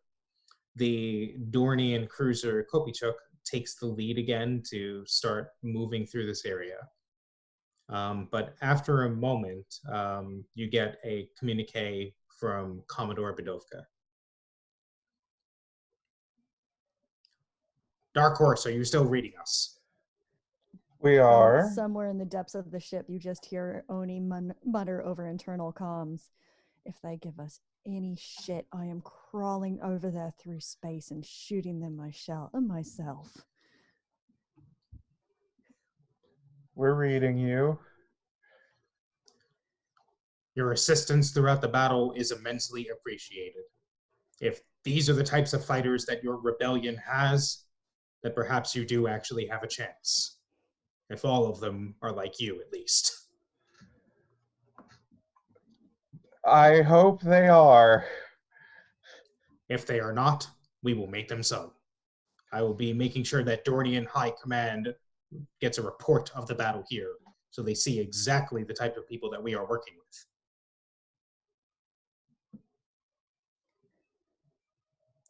With that said, we may ask that the Dark Horse and the rest of the convoy continue to Rylith without our assistance. Understandable. Our ship is fine, and we do not retreat from battle. Yet. But there are far too many ships here that need to have someone report in for them back to Socorro. There are far too many crew registries. Yep. Well, I guess we just wait. We'll go take care off as best we can. Yeah, RDB's going to... And Oni finally turns on external comms He'll and is like, actually, don't forget to pick up as many enemy pilots as you can. They'll need to be interrogated, but it might be helpful. Some of the wiring and... We don't know how you got them to surrender, but it is appreciated. We've already called in for help from a quasar fire that we've had waiting nearby. Cool. We do not have the ability to transport these fighters, but we will make sure that they make their way back towards resistance cells in the local Saren sector. Whatever it is, it seems to be some kind of weird bypass of a lot of ships. Good work here today, Dark Horse. We'll take care of the cleanup. Commodore Bedovka, out. Its make and design is something that you've never been familiar with. With that, Your little convoy makes its way through the rest of the asteroid field.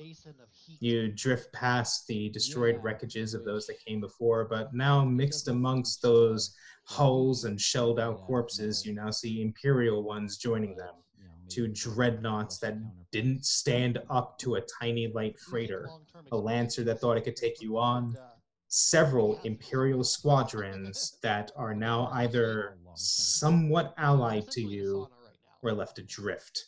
So you have about as long as you can stay in a sauna before health problems would creep up on that. Just before they jump back into hyperspace, Oni is going to eject a beacon to mark the location for salvage for the resistance or for the rebellion later if they can get back out here. I wonder if they realize if I pass out from A very basic blink code chime comes in from Socorro. Just saying, Wyron here, heard and received. Cool. Alpha. Good hunting. Then let's hope And that's all there is left to do here. The battle has been won, but this is just the start. And if this is what the Empire is throwing up to protect the front door, well, the camera pans away as the ships drift through the asteroid field and finally engage their hyperdrives to continue the rest of the way to Ryloth. Does the bait have a name? Ryloth is a rocky world. In many places, it would be barely hospitable, except there are some spots where the Twi'leks have managed to colonize the surface and do what they can to survive here. It's a rugged home, but it is their home. Answers seem to be blunt and confusing. I think that we can. But we drift away from this terrestrial rock to instead focus upon its star, also named Ryloth. Where surrounding part of it appears to be some type of casing or shell, something large and massive. Reflective panels begin bouncing the starlight off of it as large tug ships begin dragging this wall or shield in front of the sun. A shadow is cast over Ryloth itself, plunging half of the world immediately into darkness, cut off from its own star. Do I know this? We pan out to see large Imperial warships, Imperators, Mandators, true battle cruisers that the Empire reserves only for frontline combat, guarding whatever this strange,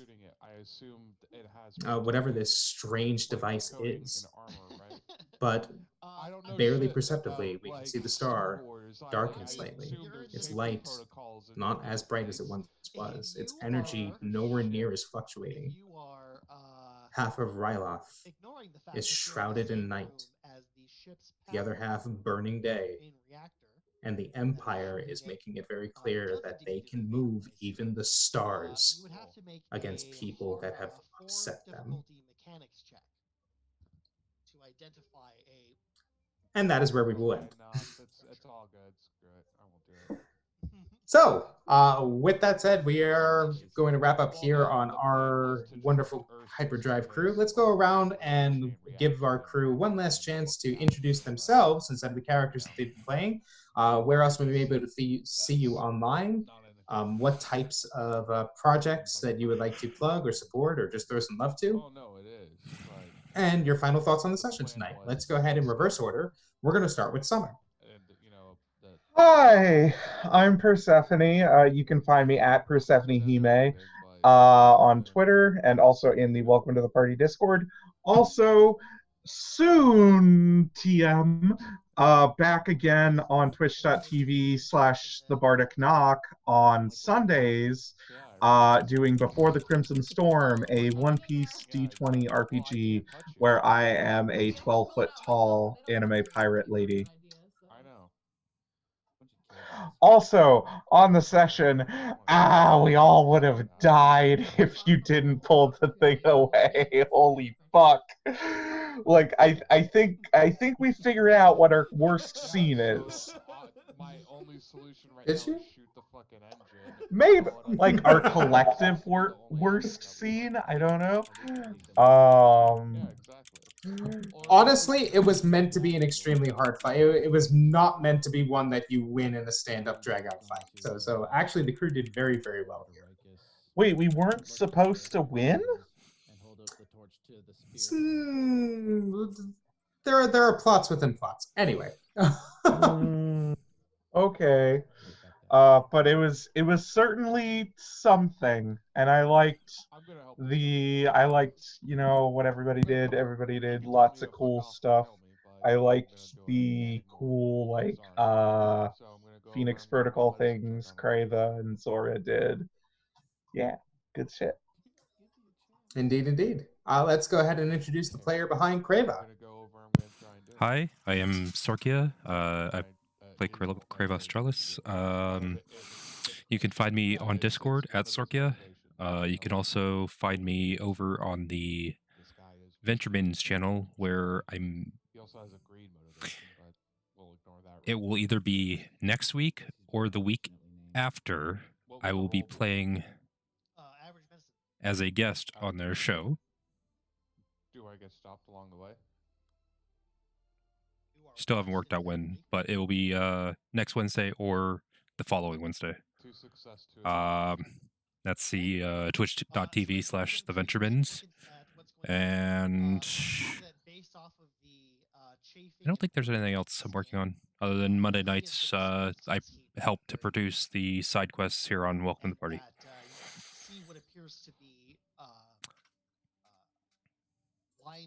And any final thoughts on the session today? I'm actually quite surprised that you didn't let me die. Okay, I guess. Oh, I'll try and apply ointment to his wounds. Okay. I honestly thought I forgot the Phoenix Protocol was a thing, to be honest. Yeah, the Phoenix Protocol is a thing. It's a resource and it needs to be used as a resource. So maybe I'm just kind of making sure that everyone remembers that. Let's go ahead and hear the voice behind Zora. Hello, I was Zora Sade, but I go by Kupo Knight around the Discord and Twitters. You can find me on Discord at Kupo Knight, Twitter Kupo Knight KUP0KNIGHT. I'm starting. You can find me playing games on Welcome to the Party channel, so including this one on Sundays at 5 p.m. Pacific. I am also in a homebrew game of Arrowin called Arrowin, which uses the Numenera, because apparently I've been pronouncing it wrong. Thank you, Phoenix. And that is a BIMPOC player show, and it's awesome. It's a homebrew world, and the shit that comes out of Phoenix's mind or Angela's mind is fucking amazing. So I'll be doing that. There's other podcast guest appearances, but that has not been released yet.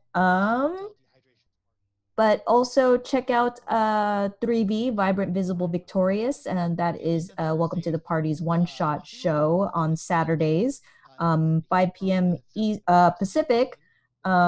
Yes, I'm on the Pacific time. Sorry, not sorry.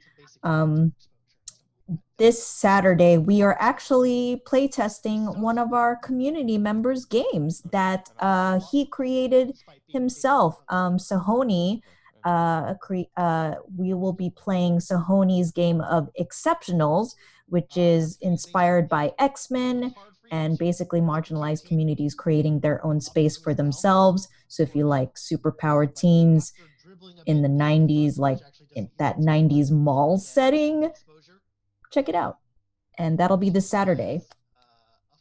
And this session was intense. I think that was, all our battles are pretty good, but like this one, I felt like, oh wow, there's some, like, I felt the stakes, and I didn't expect Zora to use Phoenix Protocol, so I thought that was kind of cool. I like when my characters, I like it when they suffer, and sacrifice Both. themselves for the greater good. So yes, I enjoyed that so much. We found out Baya. I'm glad. I'm genuinely glad you got the opportunity then. That was a very tense moment. That was a cool moment in the game. Let's hear for Oni's player. And I'll go. Hello, I go by Ulfrig on the internets. And what else am I doing? On Saturdays, you can catch me at 6 p.m. Pacific, 9 p.m. Eastern over on Story Girls channel playing Star Trek Adventures. And I am also part of the team behind the Side Quest Monday night one-shot series, and our June games are available for sign-up. So far, we've got Pathfinder and something else. I don't remember what else, but something else. Yeah, as far as tonight's session goes, I'm tired. Like, I am very tired. But yeah, I really enjoyed that. I thought we probably could have gotten into the combat earlier, just from a timing point of view, because we had so much shore leave and RP time last session. But yeah, that was a big fight and an exciting fight and a tense fight and very cool. Very glad. And last but certainly not least, the portrayal behind Kiala. Hi everyone, I'm Kelly and I played Kiala. And if anybody needs to get in touch with me, I recommend reaching out to Jago and he'll pass on that message directly to me.